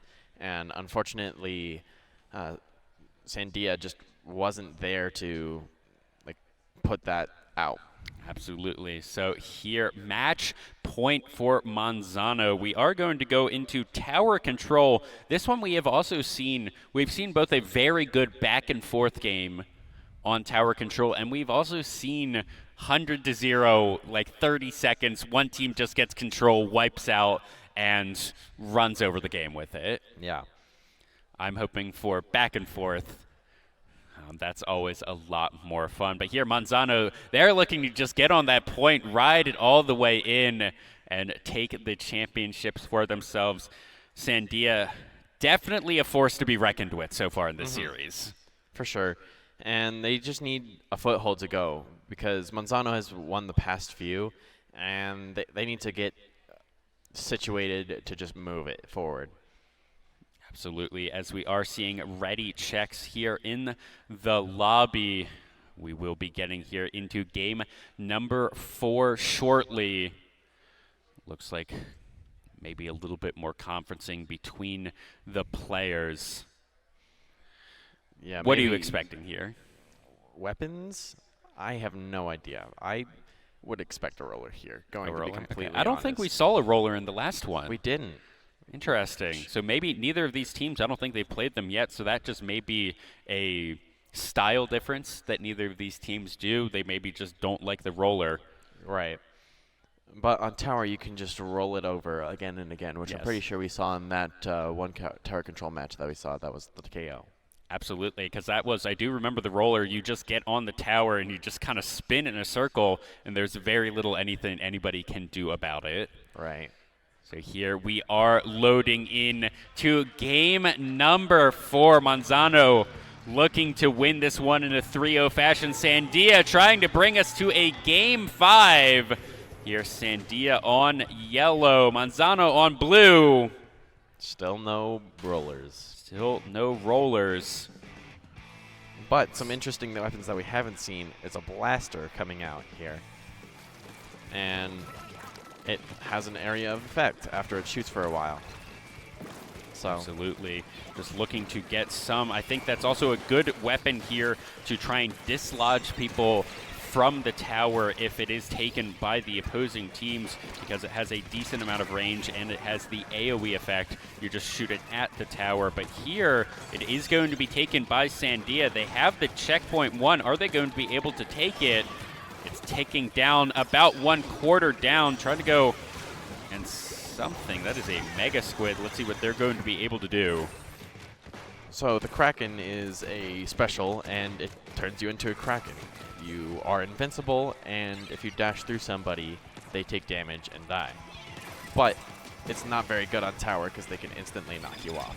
Well, that was also very weird because they decided to use the special while they were trying to go through that checkpoint and ended up giving over a little bit of pressure on the tower, but no harm, no foul, as Sandia is still in charge of this tower, trying to get it pushed. They did get that first checkpoint, trying to get to the second one here, but Manzano 84 points to 74 points.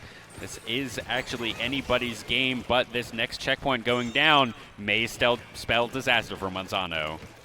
Yeah, they actually didn't get the check here, and so they're going to have to go through it again.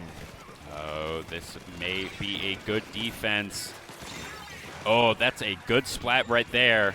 Here, Manzano looking to play defense. They have the tower. They're looking to bring it back to the first checkpoint.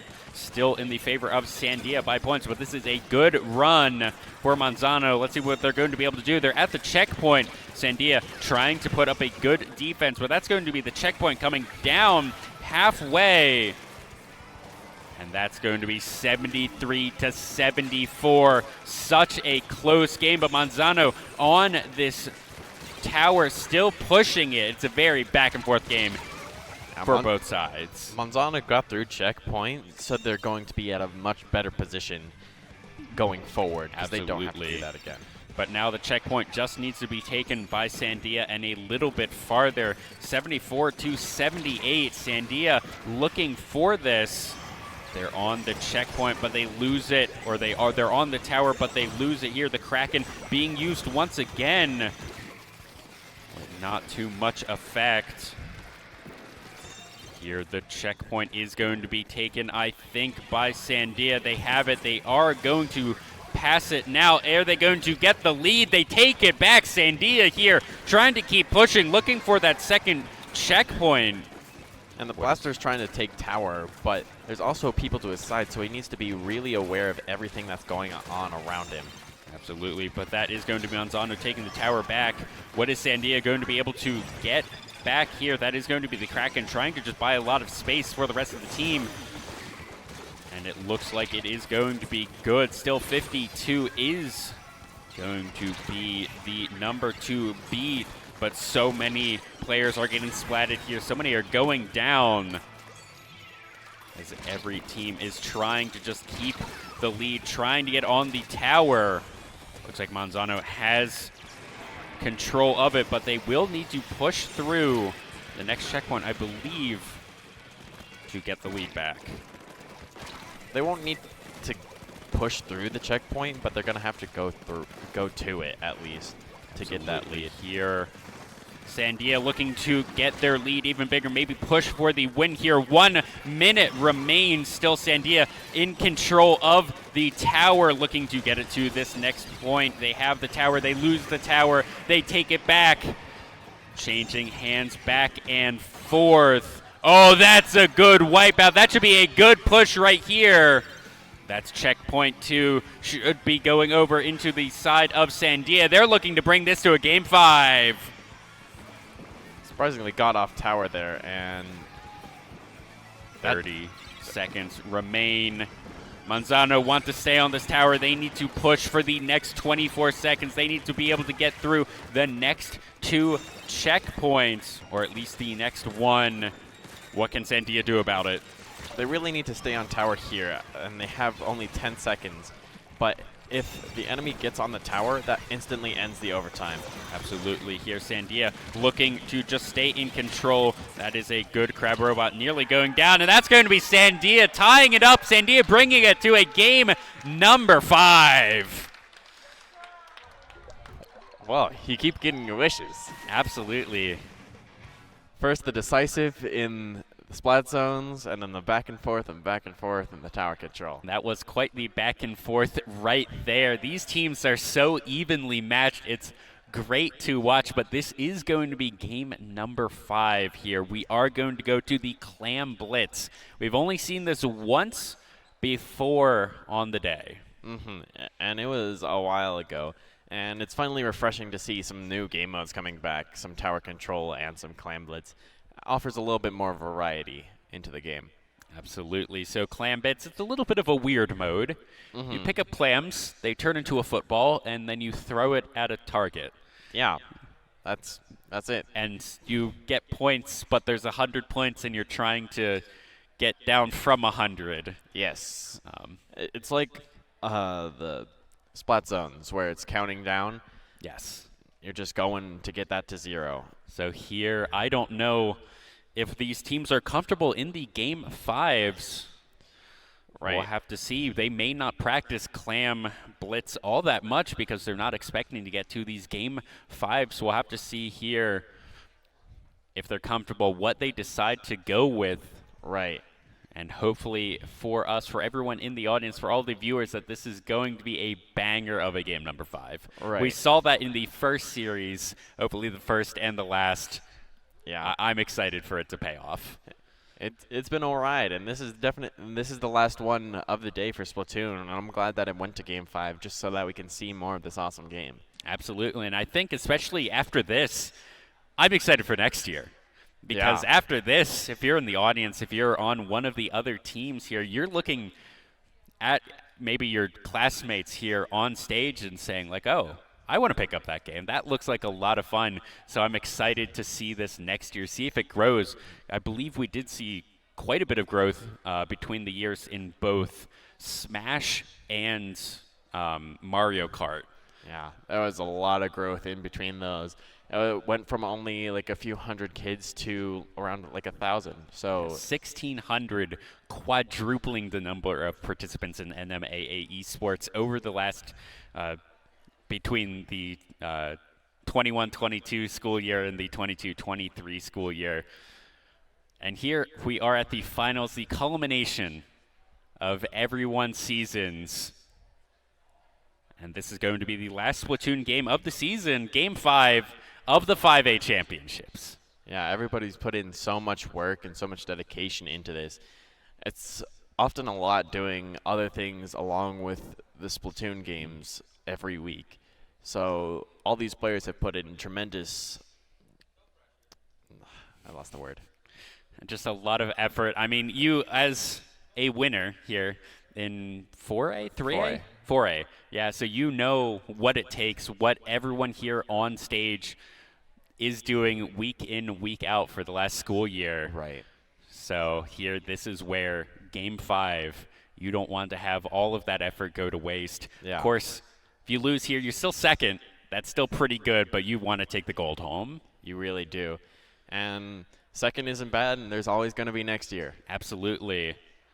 I don't actually know how many of the players on stage are seniors. I do know that the Nintendo games do trend to sophomores and juniors. At least Splatoon and I believe Mario Kart, just taking a brief glance over the rosters of every team.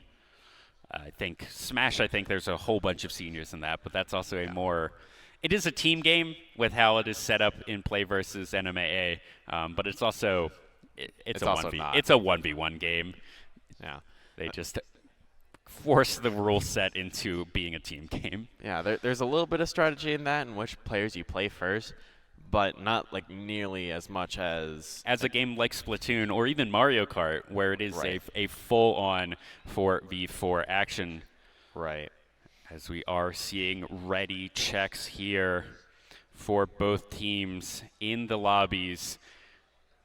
And very soon, Game 5 of the 5A division in Splatoon 3. Yeah, it's been a ride from everyone. From 3A to 5A, everybody's put in a lot of work. Everyone has put in a lot of work. And here we are loading into Game 5. All the players have gotten all the coaching they can get. We are in Clam Blitz here. Fill the clam basket. This is going to be Sandia in green, Manzano in purple. The season ends here for both teams. One wants to get first. Both want to get first, but someone will go home with the silver, and it ends here. Clam Blitz, especially on this map, is going to be a lot harder because you have a long ways to go to the basket. It's a while. You can either go for the grate, which is not a great option because you can't do squid through that. You have to go all the way around to the right if you want to just swim through that. Absolutely, and I think that's going to be super interesting here because it is such a long way. We're not going to see hero plays from one person. It has to be a full team push here. It really does. I don't see any footballs coming out just yet. A little bit close maybe on some players, but here the name of the game really is to make sure that you don't get splatted here. You want to get the clams. You want to stay alive as long as you can and make it over to the basket. We do see a roller here coming out for Sandia. First time this match as it is taken out immediately. Let's see. There is a football here. I see multiple on the map. Let's see who's going to score first blood. That is a big hammer taken out immediately. The cage empty. That's a good Kraken coming out from Sandia. Looking for someone, not going to be able to get it. Actually, that's going to be him taking out one. He really wants to be taking out more than one, but in that situation, there just wasn't anybody else there. They were all farther pushed back. Here, very even. Neither team wants to be the one to give up first place, so super defensive plays here. 3 minutes remain. This is going to be an extremely exciting last final minute of this game if the play continues like this, as it may just come down to the team that's able to score. Yeah, and Clam Blitz games definitely come down to that more often than other games. Like sometimes it's very hard to score, and unless you go on for like another, I believe, 3 minutes. Your Kraken is spawned by trying to get rid of that trying super. to run down the person with the football, not quite able to make it, and that's going to be the there. barely going to be able to make that one out, jumping out and still splatted here. Sandia trying to play around the crack and wasn't able to do it, but this is quite a bit of purple paint on the ground. Manzano doing a good job of this, and this may just be a four-man push. That's going to be the first clams going into the basket. 71-100 here. Manzano taking the early lead. 2 minutes remaining in this game. And the basket's going to close up, and they're going to get a pity super clam, pity football, and we'll see what they're able to do with that, because usually you're able to build another one off of that. Sandia here looking to even this one up. 90 seconds remain in game number 5 here, 2-2.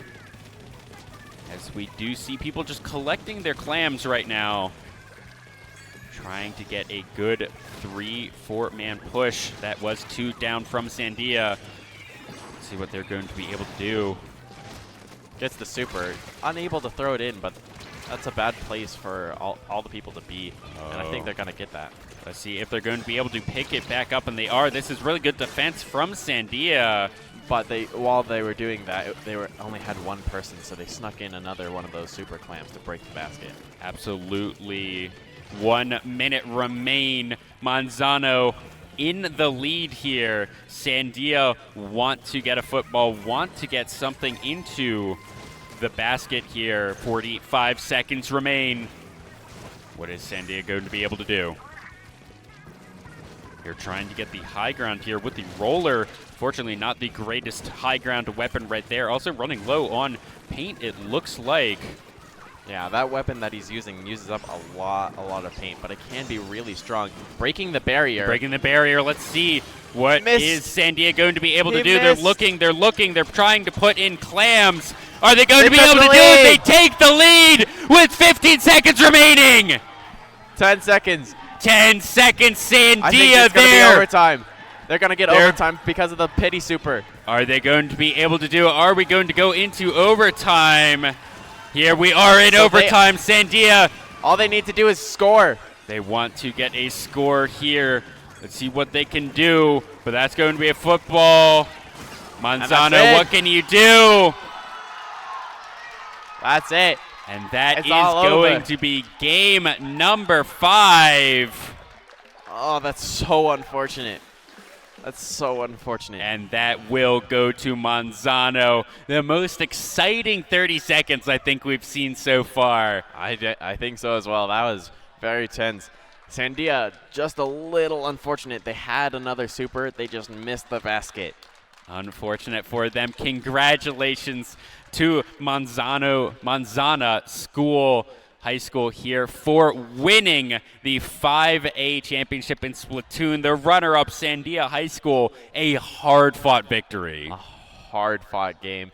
Really entertaining to watch. I hope it was entertaining to play as well. It was just a great game all around. Absolutely. A super exciting series. You always love it when it gets to 5, especially a game 5 like that. Last 30 seconds, man. That's what's going to get you. That is what's going to get you. That is the name of the game here. Congratulations to our winners. Congratulations to all teams for making it here to Albuquerque. And thank you, Zane, so much for being my caster for half of the morning. Thank you for having me. It's been a pleasure. So with that, we will sign off. We will be going to a quick break, and then we'll be back with the awards ceremony for 5A in Splatoon. Don't go anywhere.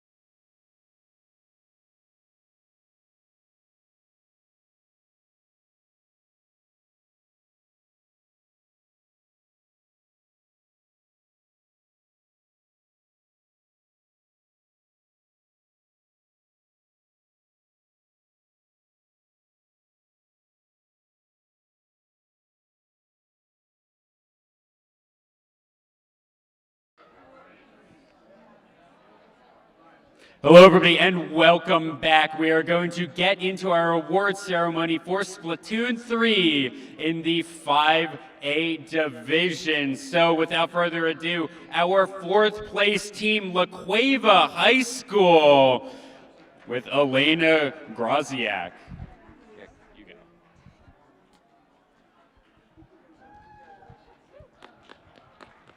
Peter Daly?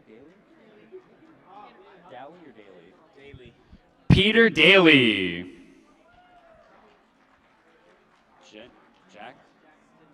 Jackson Boston? Bonison. Jackson Bonison. Camilla Johnson? Camilla Johnson.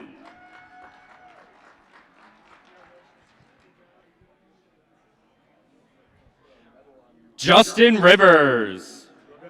Rivera. That is an S. I agree.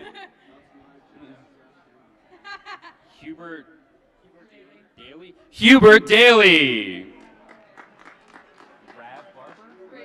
Ray Barber. It's chicken scratch, sorry. Ray Barber. Kristen Teamy. And Kristen Teamy.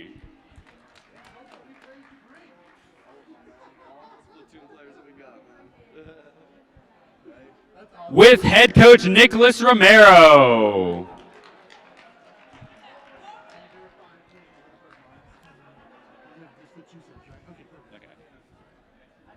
Congratulations once again to La Cueva High School. Your third place winners in the 5A division for Splatoon 3, Hobbs High School. Eric Sanders? Yes. Okay. Eric Sanders. Yamatari? Yomari? Zamari. Ziomari Castillo.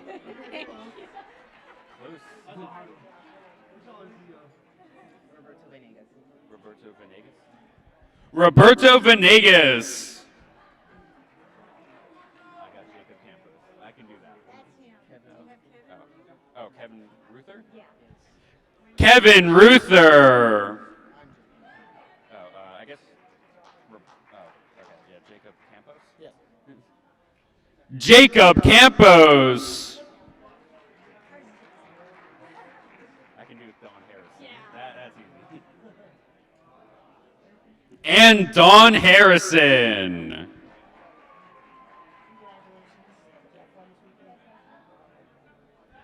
With assistant coach Chuck Pierce.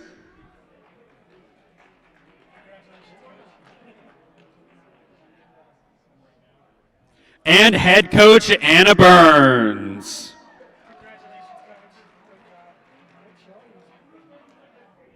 Give it up one more time for Hobbs High.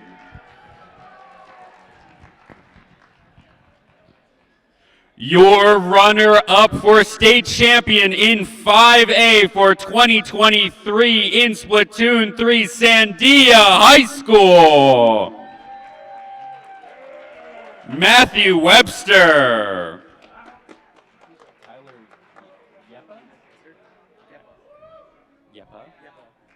Tyler Yeppa.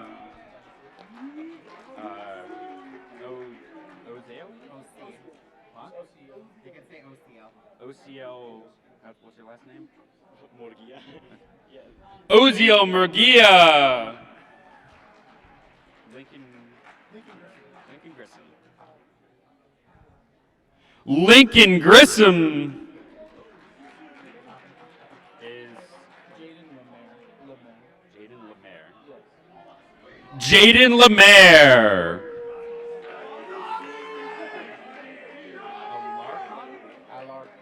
Alarcon. With assistant coach Dominic Alarcon. Clarissa Uliberry. Okay.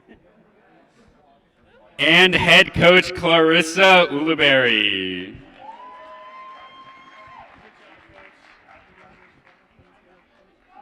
Give it up one more time for your runner-up in 5A Sandia High School.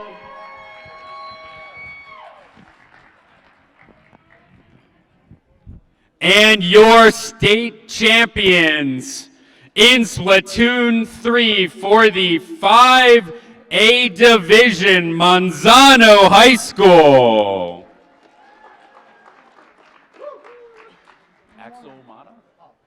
Axel Mata.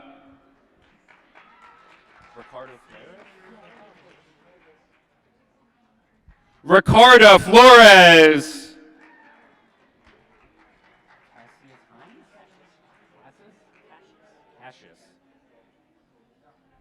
Cassius Hines.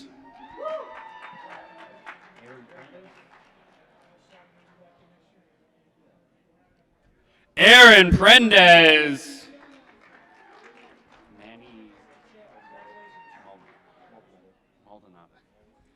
Manny Maldonado.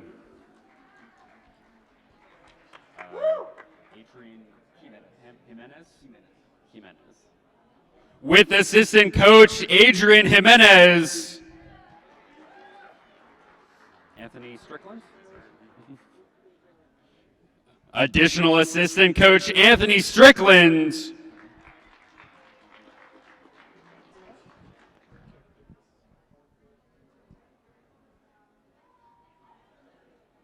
And head coach Jacob Chavez.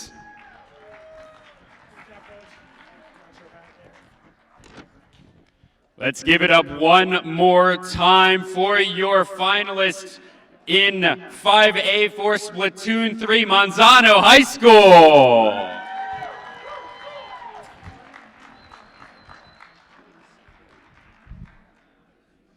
All right, I have a few questions for you, Coach.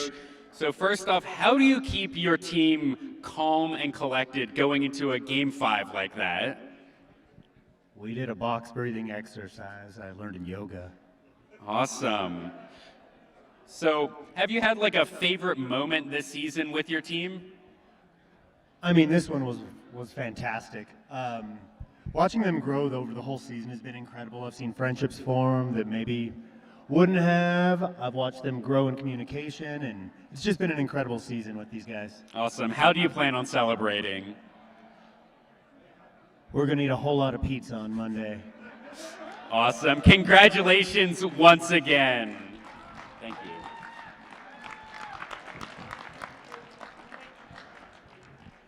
We are going to throw it to a quick break, but we will be back with Mario Kart after the break. Don't go anywhere.